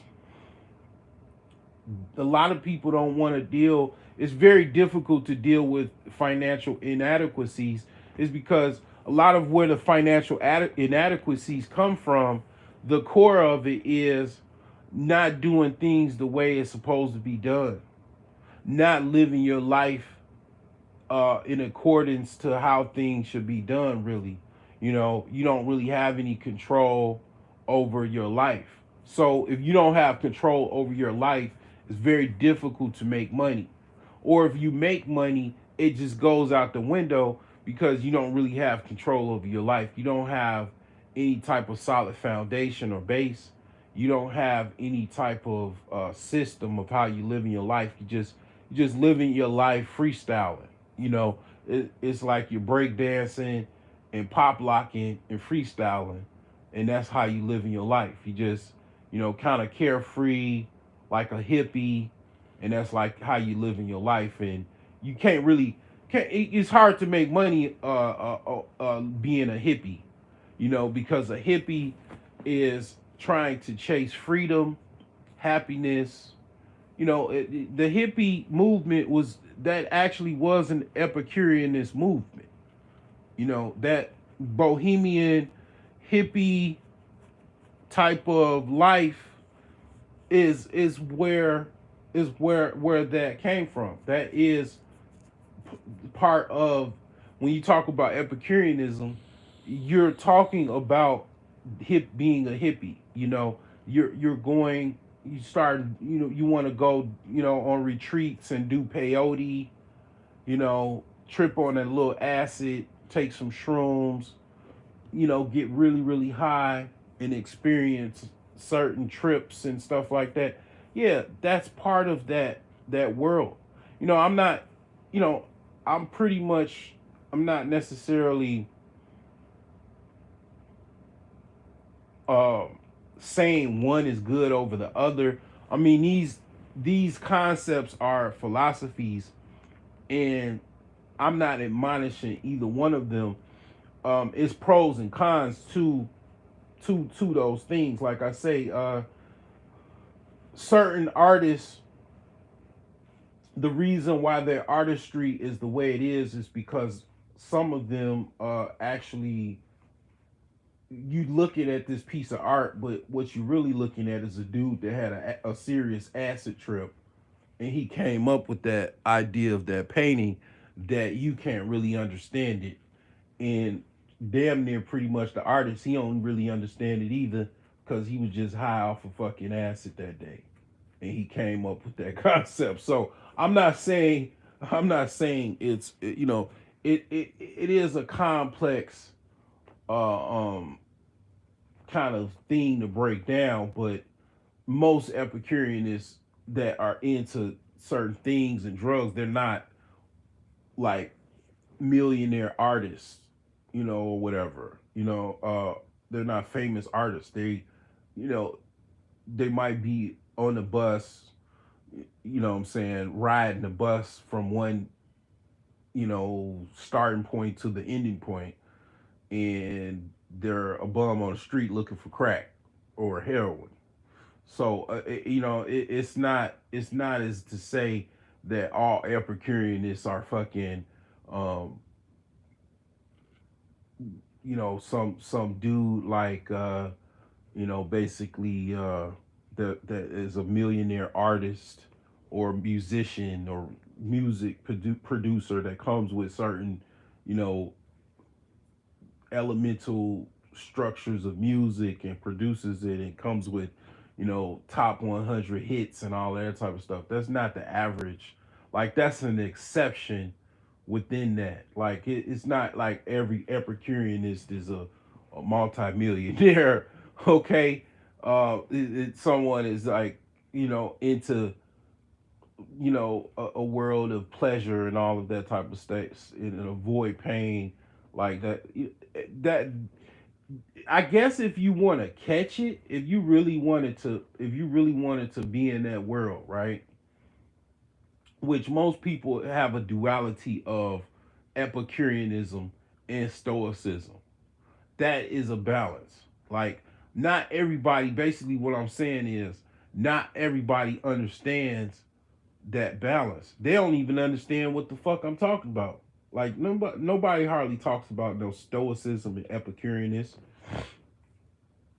They don't be talking about philosophy and shit like that. Um, the thing is that there's a duality. There's a time that you probably, you know what I'm saying. Let's say hypothetically, you can get into something that kind of, what I'm saying, make you feel good. Maybe have a shot of Jack Daniels or something like that. And then it's a time you don't need to have a shot of Jack Daniels. You probably need you need to drink a glass or two of water, have some tea. Like, a lot of people don't understand, they don't have a balance over, the left and the right. They want to have a shot of Jack Daniels every day as a, morning ritual. Uh that becomes like a habit, like where they gotta have that shot of Jack Daniels. You know, they want, even it accelerates. It gets, and it's like, yeah, it's a time you might want to have a shot of Jack Daniels. Then it's a time where most of the time you don't want to have a shot of Jack Daniels. You know, it's moderation. Like, a lot of people don't understand moderation, and then there's certain things that it is no moderation. You don't want to moderately smoke crack, because that first hit of crack, that might be your that might be where you become a crackhead. You know, and that's kind of usually how that starts. What's going on, JT Coins? Good morning. So it's like, yeah, you gotta, it's a fine line between, pleasure and pain, and the thing is that a lot of people don't understand or aware of that, I guess, that fine line, and they basically a lot of times get stuck with being an Epicurean, and they run away from Stoicism, or they don't want to really deal with Stoicism. That's why women that choose certain men, that they don't really know how to pick up habits. A young woman probably does not understand philosophy. She doesn't really understand philosophy like that. Women don't really be into philosophy, like, unless a woman goes to college and maybe she becomes a psychologist, or she's trying to be a psychologist, she's trying to be, maybe a teacher, and she's taking certain humanities classes, which is philosophy or whatever like that. Like, maybe she might get into philosophy, maybe she might listen to some type of woman that's a lecturer that talks about certain philosophical things or ideas. But women just don't be really listening and talking about philosophy like that. Just women just tend to not be into that. So it's just a thing where basically a lot of women probably they wouldn't understand philosophy like that. Even certain men would not understand philosophy like that. But I would say definitely probably women a lot more less than men, because men will sit around and talk about certain things. Even when I was in high school, I would sit around and talk to my friends. We'd talk about certain things. Yeah, we probably was high smoking weed, but yeah, we was talking about certain things like, man, is it gonna be a black president? Damn near everything we talked about already happened. It was a black president. weed pretty much becoming legal for the most part. I mean, not it's almost there. Already been a black president. Um, I ain't gonna talk about the other stuff because I ain't there yet. But we talked about something else too. But you know what I'm saying? It's yeah, I ain't gonna I'm trying to avoid certain things because I want things a certain outcome to happen. Then I might talk about it. Then I can brag a little bit. But the thing is that basically, yeah, we men tend to be philosophers to a certain extent. Not to say women don't sit around and talk about things as well too.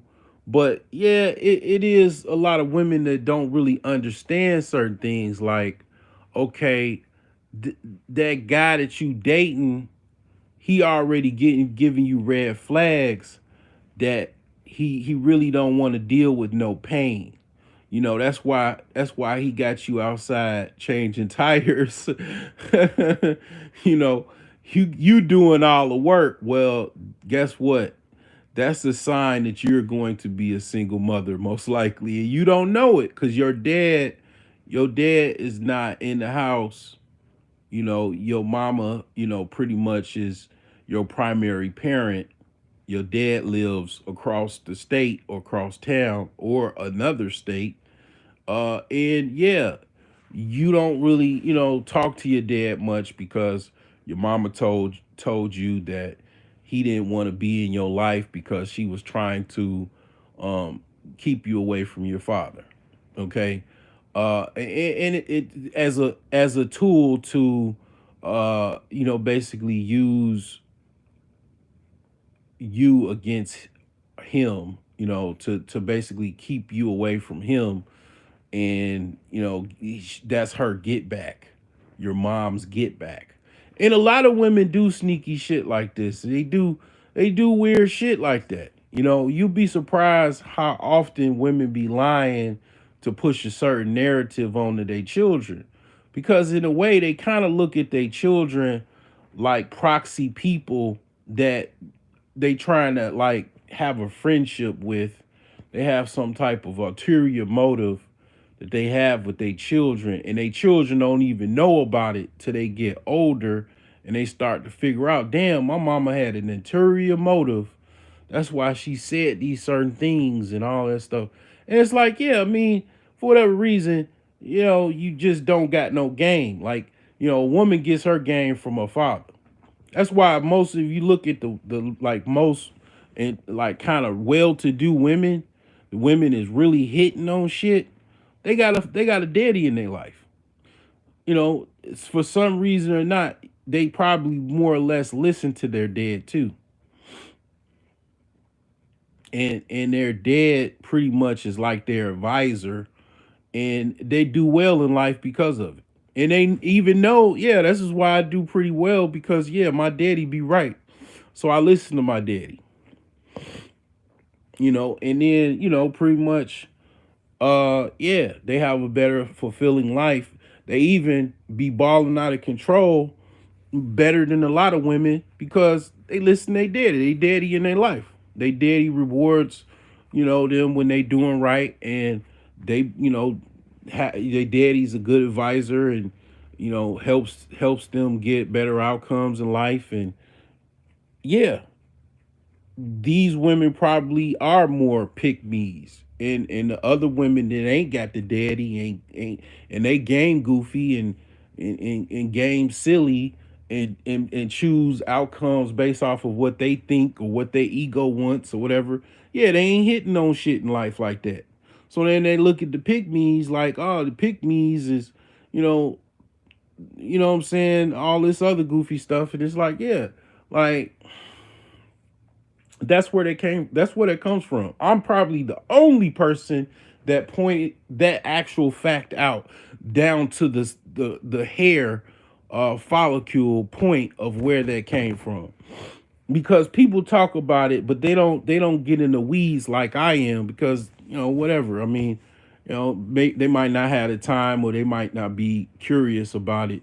But I mean, this live stream is pretty much gonna stay up. I'm not gonna put this on my blog. I got into the weeds of where that pick me stuff come from. And a lot of times I am a thought leader in basically online. So a lot of stuff does travel. And then I want you to take this information and stump these women, because they do need therapy. you know these women do need to sit on somebody's couch. This is a lot of this stuff, man, come from, I was doing something, I'm going through the crucible, because, yeah, I'm thankful. I'm very, very thankful that I was able to work as long as I was able to, and be on these rich billionaire companies payrolls that I work for, and make that money, because business is very, very difficult. I'm still working on things, but business is quite difficult, and I'm learning some things now. And the thing is that I'm grateful and thankful that I was able to work hard, because basically my hard work I'm kind of living off of. I'm living off of my hard work that I done years and years ago. And the thing is that from that process, I'm still trying to kind of weave and navigate this business world too, because it is a thing where I gotta try to build my business, build my businesses, because it's like, yeah, that was the whole goal in a nutshell. But all of that aside, basically, uh, a lot of what goes on is, basically people getting emotional and angry so fast because they don't have their life together. They don't have their money in order. Because you got to understand this world. You got to understand this world. You got two worlds. You got the world where people are financially struggling, people are getting by, and they're edgy and they're on the edge, and they're not trying to talk about their problems. Like, especially in the black community therapy is shunned.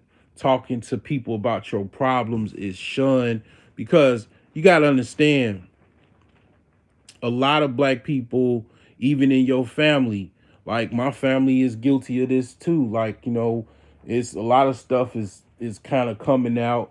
I had to tell personal family members, man, you need to sit on somebody's couch.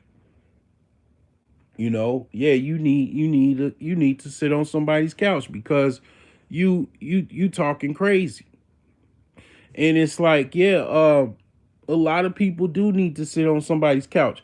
You know how more, just imagine a world, right, where a lot of people in the black community start sitting on people's couches.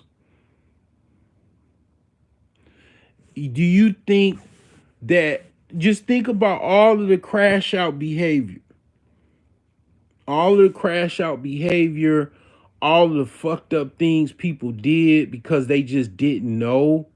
They didn't have any information. Their worldview at that time was their worldview,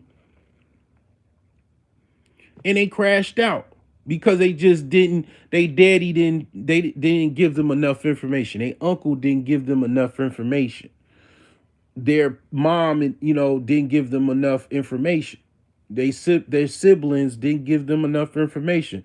So their philosophy was what it was at that time. They crashed out. Well, what if that person had their parents put them in therapy, and it wasn't no situation where they scrutinize, because the black community has this machismo culture where if you sit on somebody's couch, you're weak.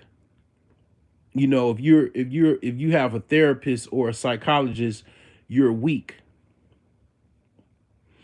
And the thing is that that's the type of stuff that the reason why people do have the problems they have, because they don't have any no outlet. They can't talk to their mama. Their mama always tired because she gotta go to work. They daddy not there because he always working, or he's not even there, or they daddy don't really know how to talk to them about nothing.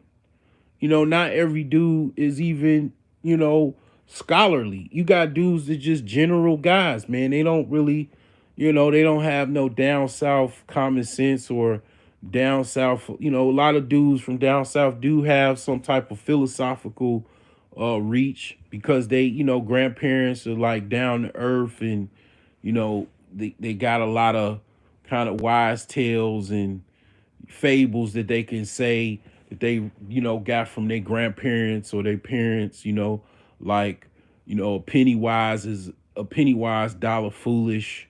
you know a lot of times people to save a penny, that's where it comes from. People to save a penny, they'll lose a dollar trying to save a penny. Like, for example, your brakes fucked up. You got the money to probably get your brakes fixed, but to save some more money, you basically you went longer without fixing your brakes, so you didn't get them fixed. So then next you get in a car accident because you hit somebody from behind, because your brakes was failing.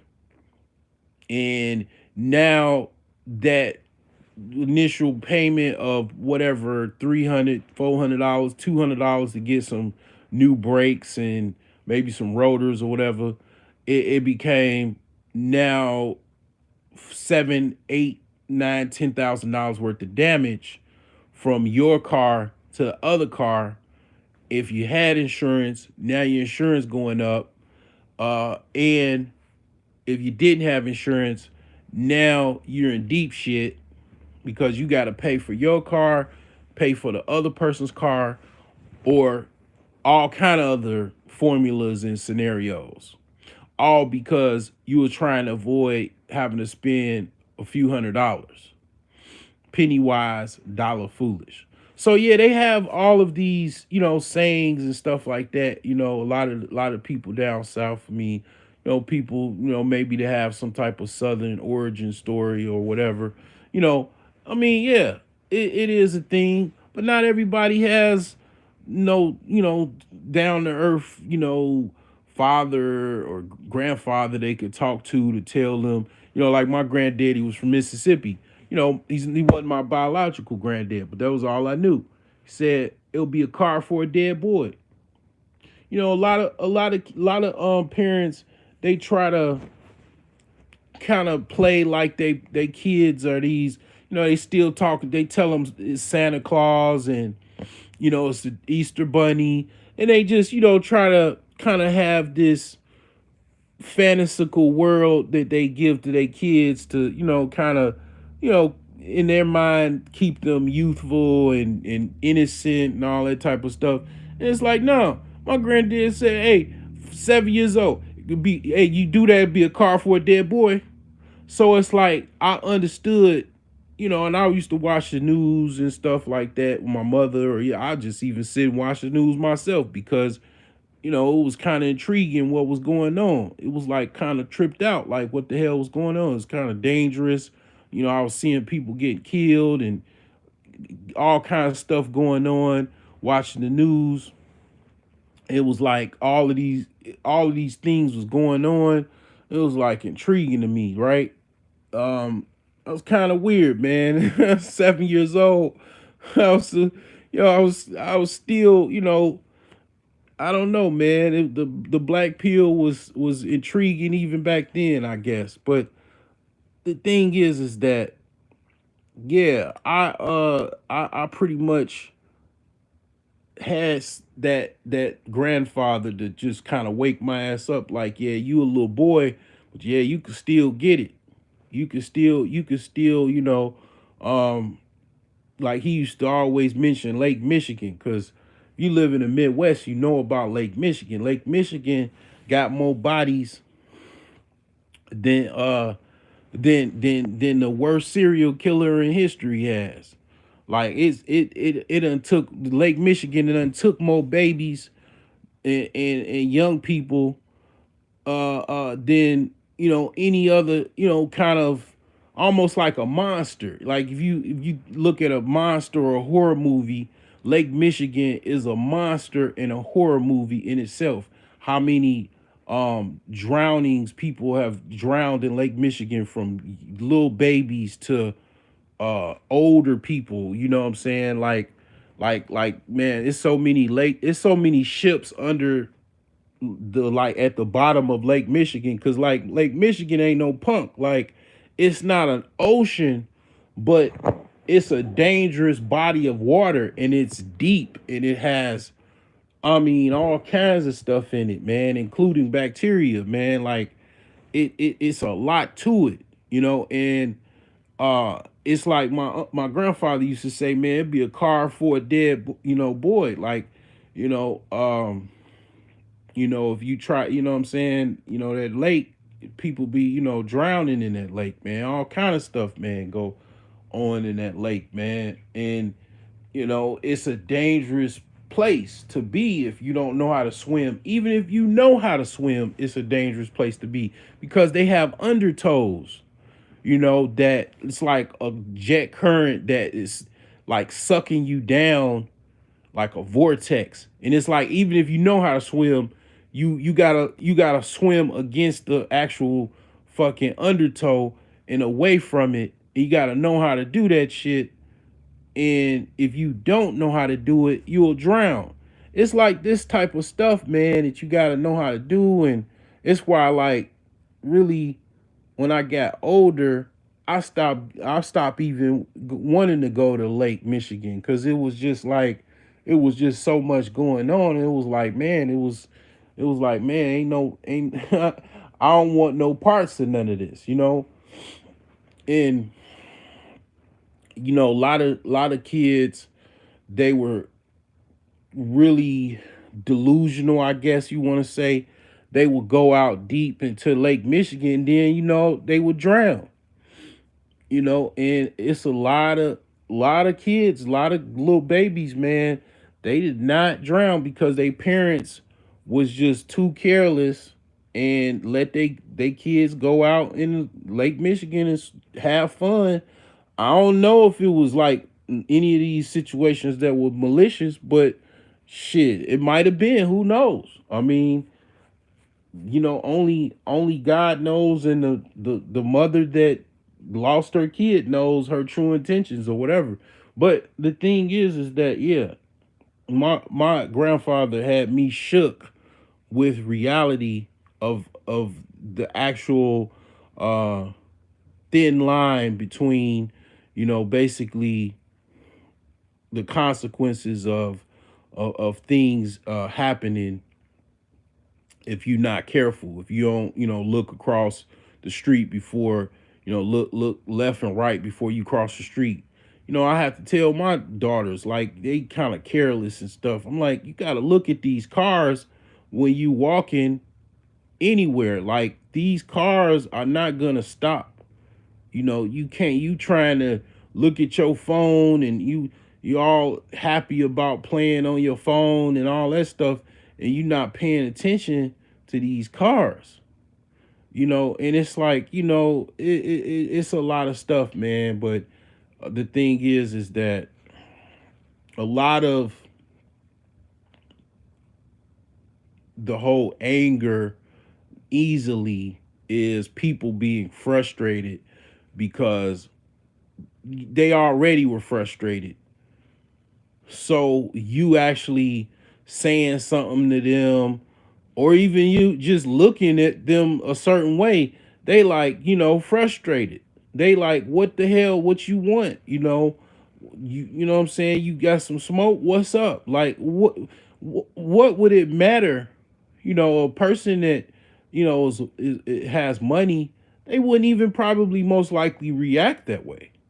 They wouldn't care if you're looking at them because they probably not even looking. They're not looking at you.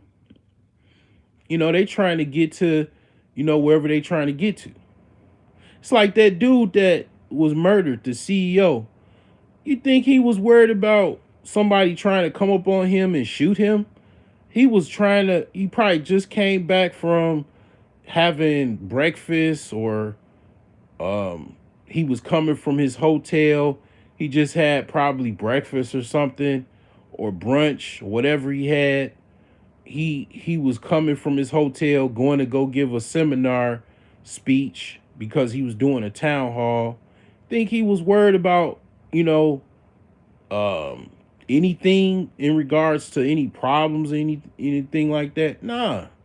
Right. Well, probably has some problems, maybe probably has some financial problems. I mean, he wasn't, he was getting paid certain things. He has probably stock options, corporate credit card, stuff like that, expense accounts, um, whatever CEO from a Fortune 500 company would have.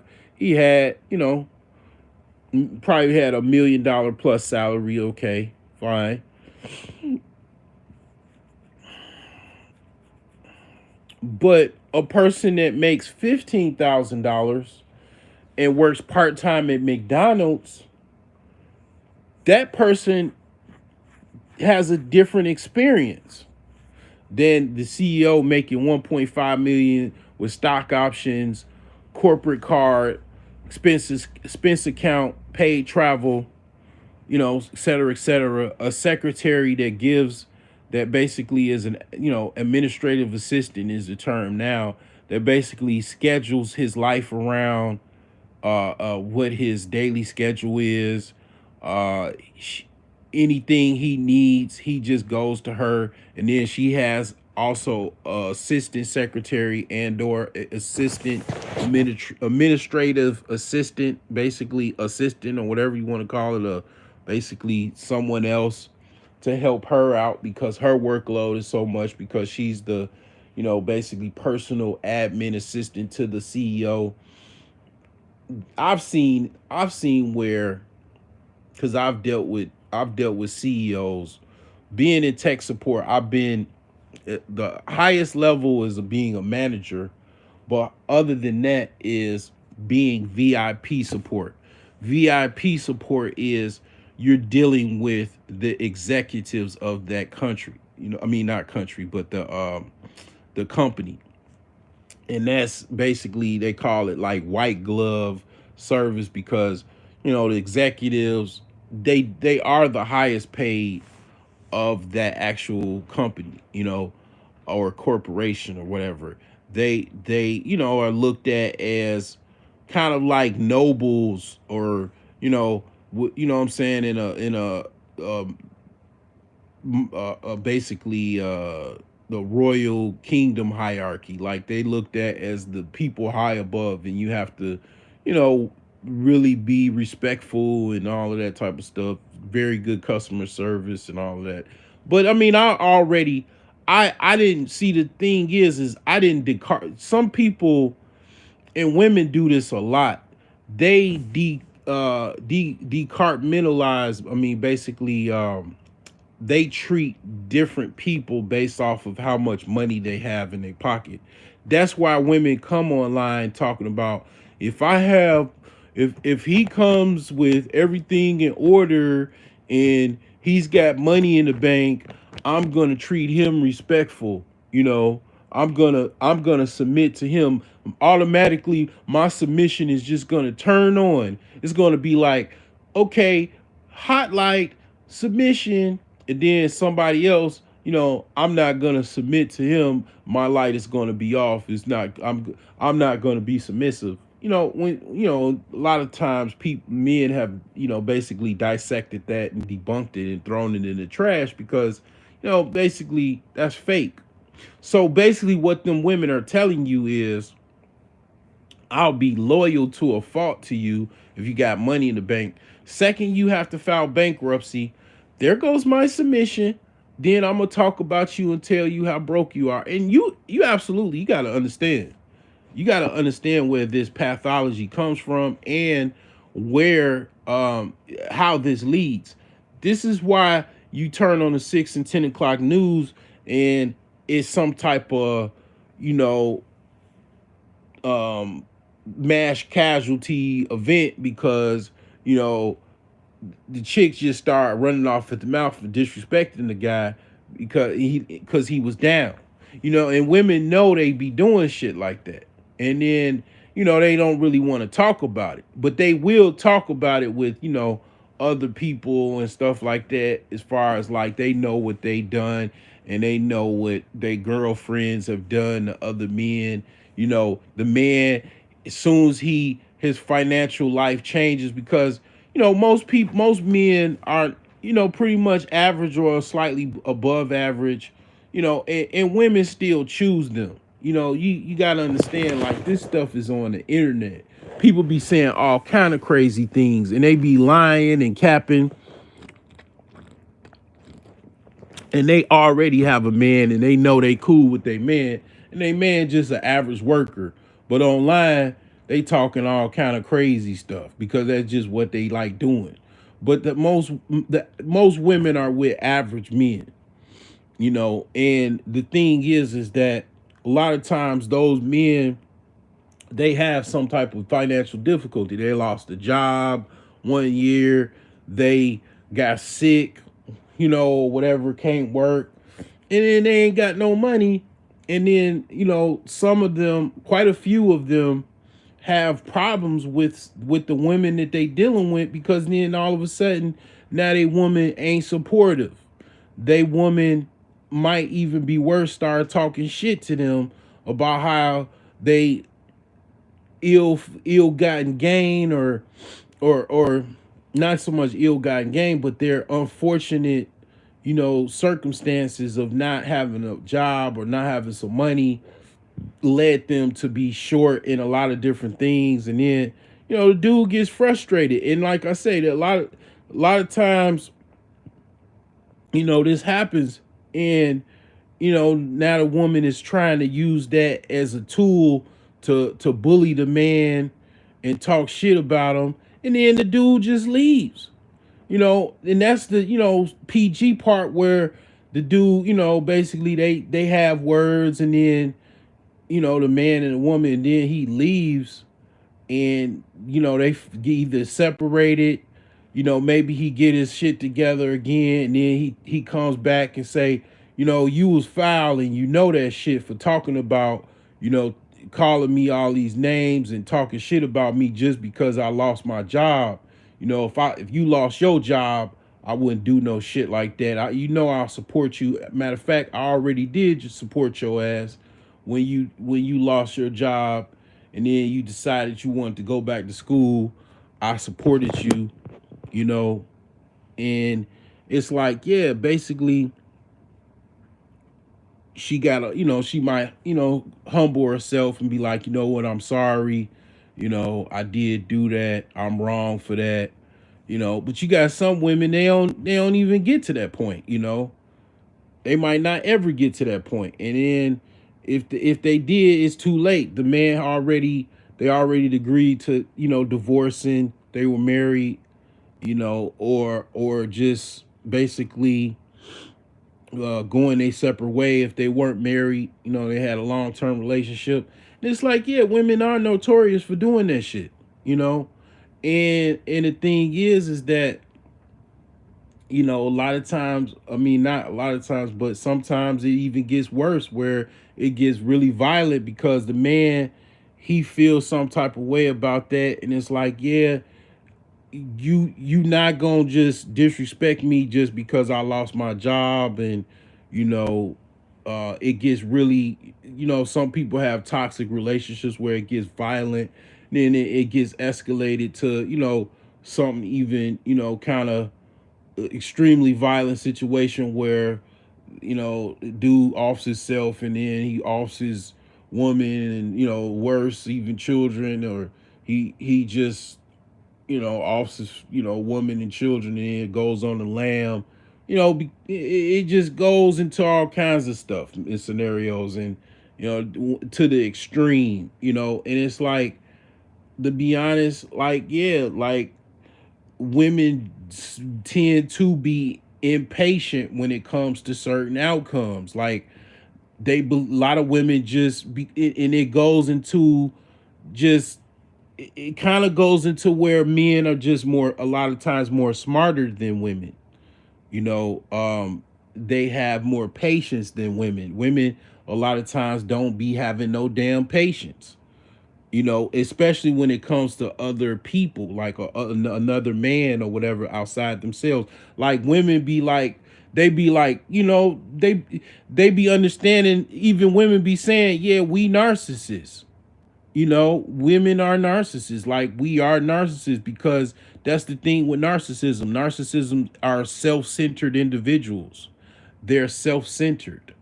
They only think about themselves. And then women, the smartest of them, they catch themselves like, damn, I am only just thinking about myself. And they catch themselves, they start talking to their homegirl and start working. Their homegirl might be a little bit more logical than they are, maybe more philosophical than they are. They kind of like a bird brain a little bit. And they go tell them about something. And then they like, man, girl, you too hard on him. You know, didn't he help you out when you lost your job and you decided to go back to junior college and try to get your nursing degree? Like, didn't he help you out? And then they like, yeah, yeah, he did. And then she gotta like work it through the broad, how she just did some dumb shit by cussing him out and not being supportive, or just not being supportive at all. And then they gotta, come between their tail and their legs and apologize to their man when they get home and give him some roses, some chocolate, and then, get on her knees for a nice little minute because she fucked up, but it's like certain women are able to do that. Not all women are able to do that. Some women just be hard headed, and they might not even have a supportive friend.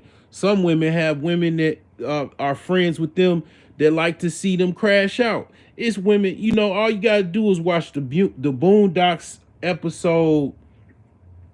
I think it's the wolf. It was like a chick that was like she was she was in the martial arts, and she was called the Wolf Woman or something. I don't know what the episode was called, but basically it was a chick that the grandfather was dating, that basically she was listening to everything her girlfriend was saying, everything that, and it's a lot of women that do this.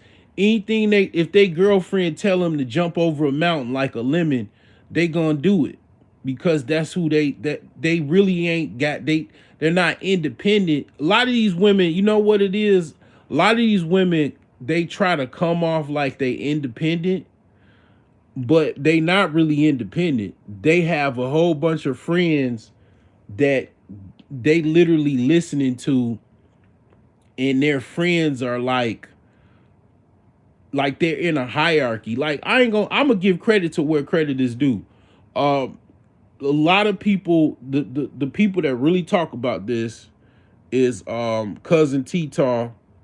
I don't know if Cousin T-Tar by himself or Ron Wills, or it just, basically he talks a lot about how women are hive minded, and they have the queen bee, and all of the other women, they follow what the queen bee say, and they have these like little girl gangs where they all listening to each other, they all texting each other in the group chat, and whatever the group say, they go do it. If the group says don't do it, they don't do it. Like, yeah, guys don't have that dynamic.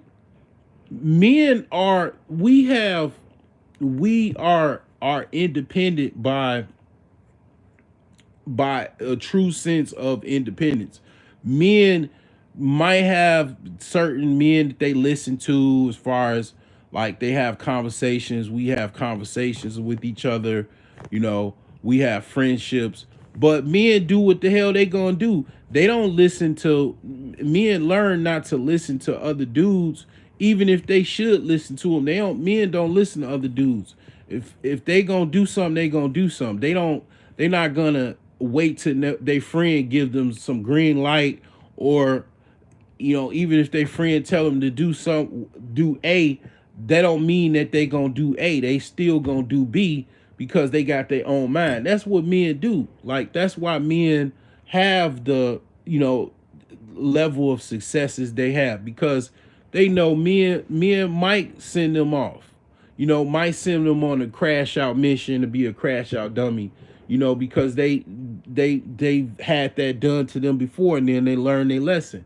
Like women, a lot of time they will crash out because they listening to some bad advice, and then by the time they realized they was listening to some bad advice, then now they want to have a fight with the chick. They want to tear each other's wigs out and all that stuff, because they realize they friend sent them off. They friend didn't have their best interests in mind. They friend was low key hating on them, and what I'm saying, hoping that they fail.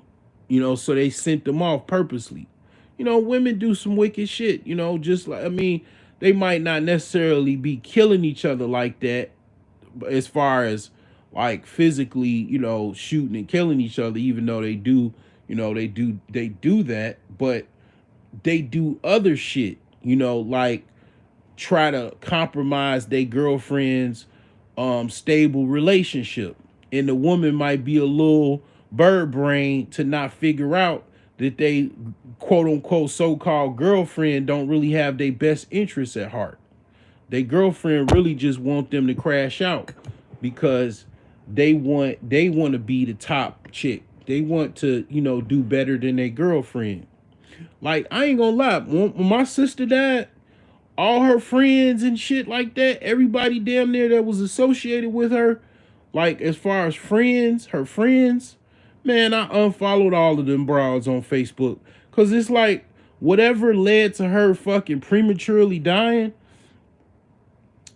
I ain't want no parts of that. And I know some of my sister's friends were a bad influence on her. You know what I'm saying? Like I already knew. And then they ain't do shit for me. They was just like other friends that just another motherfucker to not like some shit on your friends list, like to be phony kicking it, on social media. And it's like, man, I don't really, I really kind of like, what I'm saying, not really interested in certain people that be like, I start trimming down the, you know, fake people and shit on Facebook and all that type of stuff. And to be honest, like, it's like really a lot of times I really get lost, like where I have moments where I don't really even want to be on that stuff, because it's like, I'm just trying to live my life. Like I'm not trying to, like, I have my reasons why I deal with Facebook, but and they don't have anything to do with necessarily trying to be social with friends and people I went to high school with or college with or whatever. But it's like, yeah, it does. It is a thing where women do be sending other women off, and it kind of goes a little bit deeper than the whole pick Misha stuff. I mean, it be like women. I mean, women be like literally like it's like a channel called, I think it's Atlanta Streets of Atlanta or something like that. The dude that be interviewing homeless women, on the streets of Atlanta. Like, one of the things about Atlanta that people don't really talk about is that people go down to Atlanta and they be thinking it's sweet.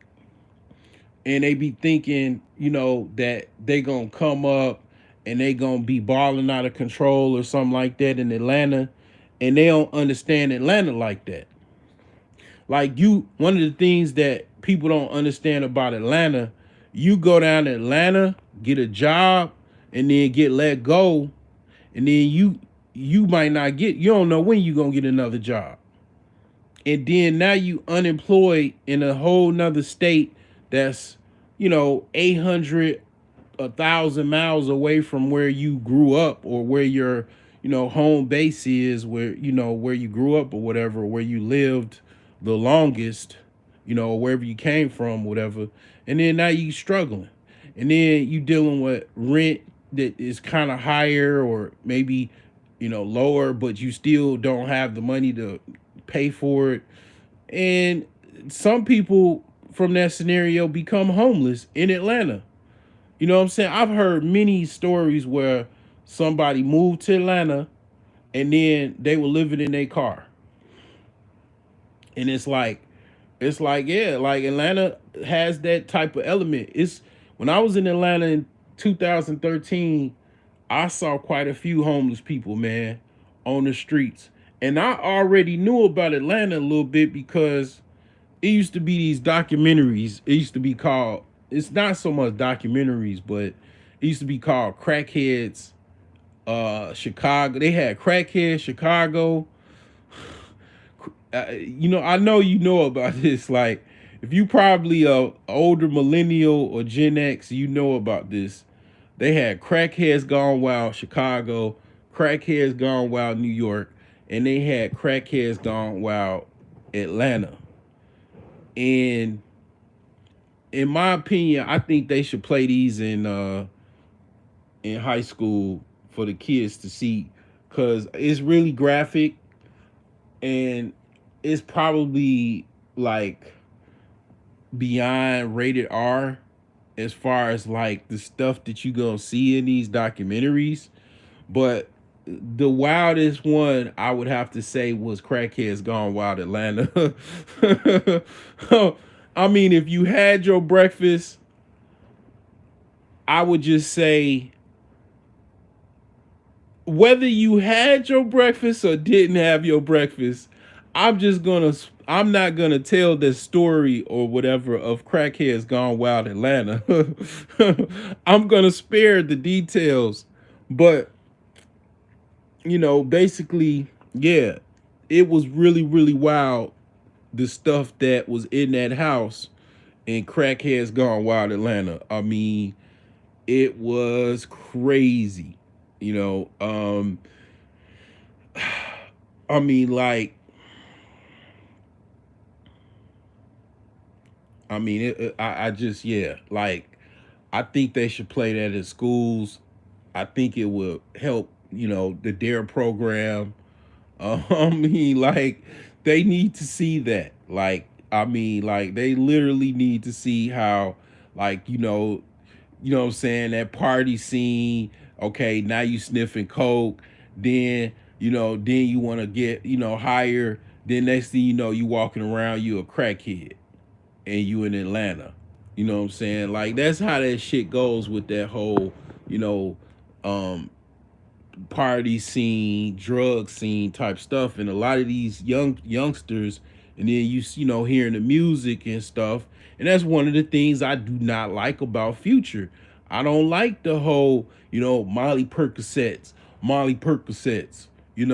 don't like that shit, because a lot of people on that taking certain self diagnosing themselves and self medicating themselves, taking these little I think those are pills. I think those are psychotropics within themselves. I think a Percocet, I'm not sure. I think that is a psycho a drug that's basically given to people with mental illness. I'm not 100% certain on that, but I think that's what Percocet is. But the thing is, like, yeah, like, it is a certain element of people trying to get high, young people trying to get high, and then they get turned out.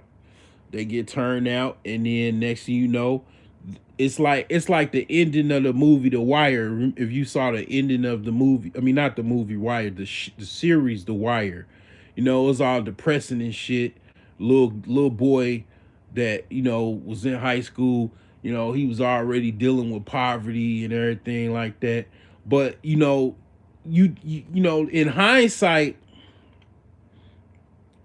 he wasn't no angel, even though it appeared like he was an angel. You know, it was like he made a deal with the devil when he told Marlo and them that, or basically he told one of his friends, and his friend told Marlo, basically, um, my mom, she dealing with my my brother's dad. That's he just got out of jail, and he abusing my mom and taking our food stamps and stuff, et cetera, et cetera, et cetera. And basically, his friend told basically one of Marlowe's, like basically his main executioners, basically, or hitters, you want to say, and they basically just took care of it. If you saw the move series The Wire, if you haven't seen it, like, um it kind of goes into, it was The Wire is it was basically an award show. It got a lot of awards, and I think the director, I think he just recently passed away, that actually directed that, or was like the executive producer of that show. I forgot his name, but it was based off of a lot of true events, and it was made to be very realistic as far as the daily life of Baltimore, and what went down. So it's very, very realistic as far as, like, that's actually what that life was, living in Baltimore, in those slums and stuff like that, them row houses in Baltimore. And the thing is like, him doing that, he made a deal with the devil, and the devil wanted something from him back. So, like, when it ending series, when it ended, the series ended, and then you seeing him now, he's shooting up heroin. He ain't nothing but a teenager still. He got, that he got hooked with the older people that was strung out already, and they influenced him, and now he's shooting up. Yeah, he wasn't, and then people felt all bad. Even me, I'm like, damn. I was hoping for the little boy. I was hoping that he actually overcame his circumstances, and basically, what I'm saying, went to college, and nah, he just, you know, sunk into the abyss. It's like he, what I'm saying, and it was sad to see. I ain't gonna lie, like, I'm lost on a lot of different series. Like, I didn't even see the last couple seasons of Snowfall. I think I still haven't even seen like the last season's Snowfall. But I ain't gonna lie, a lot of these series are depressing, and the thing is it also is propaganda, because they don't want you to have no series of no functional household, no functional family that doesn't sell drugs, ain't in the industry of selling drugs, because this is what they want you to believe. They want you to actually believe that you actually have to go sell drugs to become a millionaire in America, and have to, do all the things that is involved with it, that world of selling drugs. That's why they don't want any shows where, if you notice, what are all of the shows where it's a economically powerful black family? Name all of the shows that, basically are a rich family, and it's a TV show, and it's not based off of some type of corruption and selling drugs. And there you go. That's where the propaganda and the brainwashing comes in at. They don't want you to have those shows. And let's see here. Oh, appreciate the cash up from JT Coins Ring. Appreciate you, bro. Yeah, they don't want They don't want any of those shows because they want you to believe that you got to go sell drugs to become financially affluent in America. That's the whole joke. And that's why the women are brainwashed as well.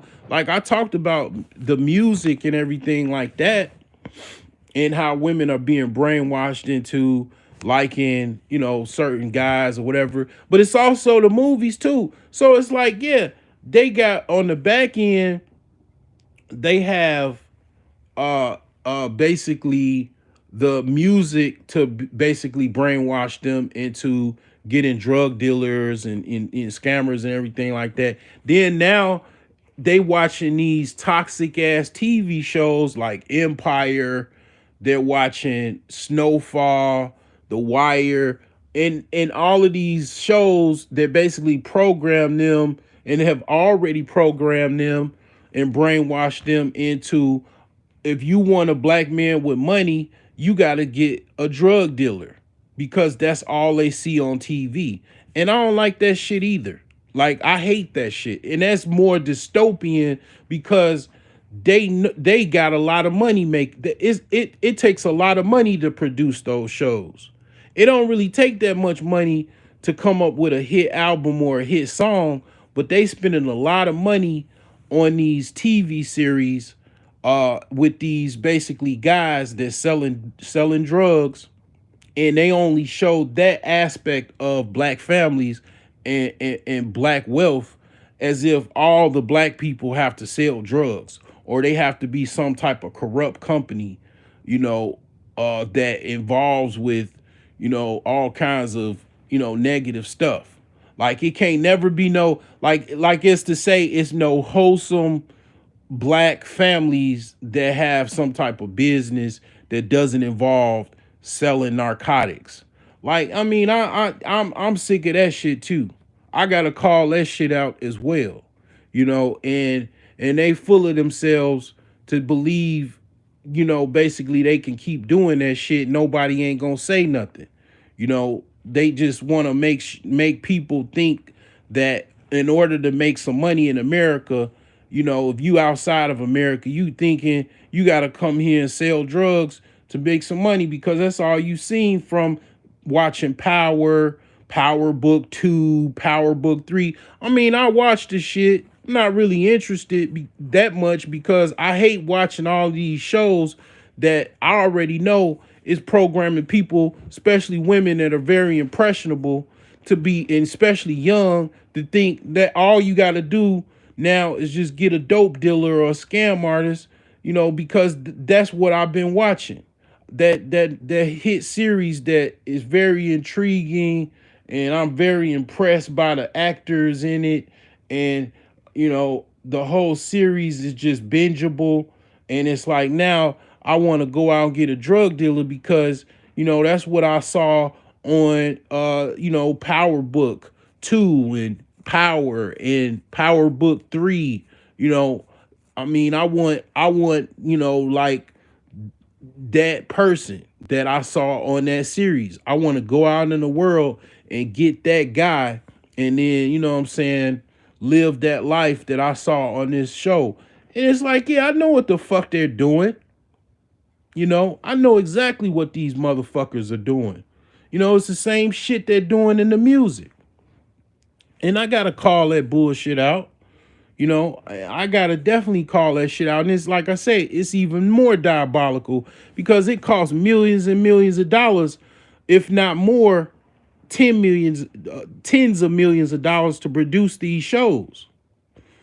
And they know what the fuck they're doing. You know, they can have shows like the Cosby Show and the fucking Fresh Prince of the Bel Air. Even Martin, I even give Martin, even though Martin was like, he was living in an apartment in Detroit, so he wasn't really making that much money. But I mean, at least it was like a combination of comedy, positivity. Martin he worked at a record company. I mean, a actual a radio station. So it's like basically, man, yeah, they full of shit, man. They can have My Wife and Kids. and have a, more of a dramatic show like that with like a my wife and kids format. You know, why black folks can't have seventh heaven? We can't have seventh heaven. We don't motherfucking have nothing that can be seventh heaven. You know what I'm saying? And it's like, man, fuck y'all, man. I'm on to y'all motherfuckers. Everybody else won't say nothing, but I'll say something about it. Fuck you.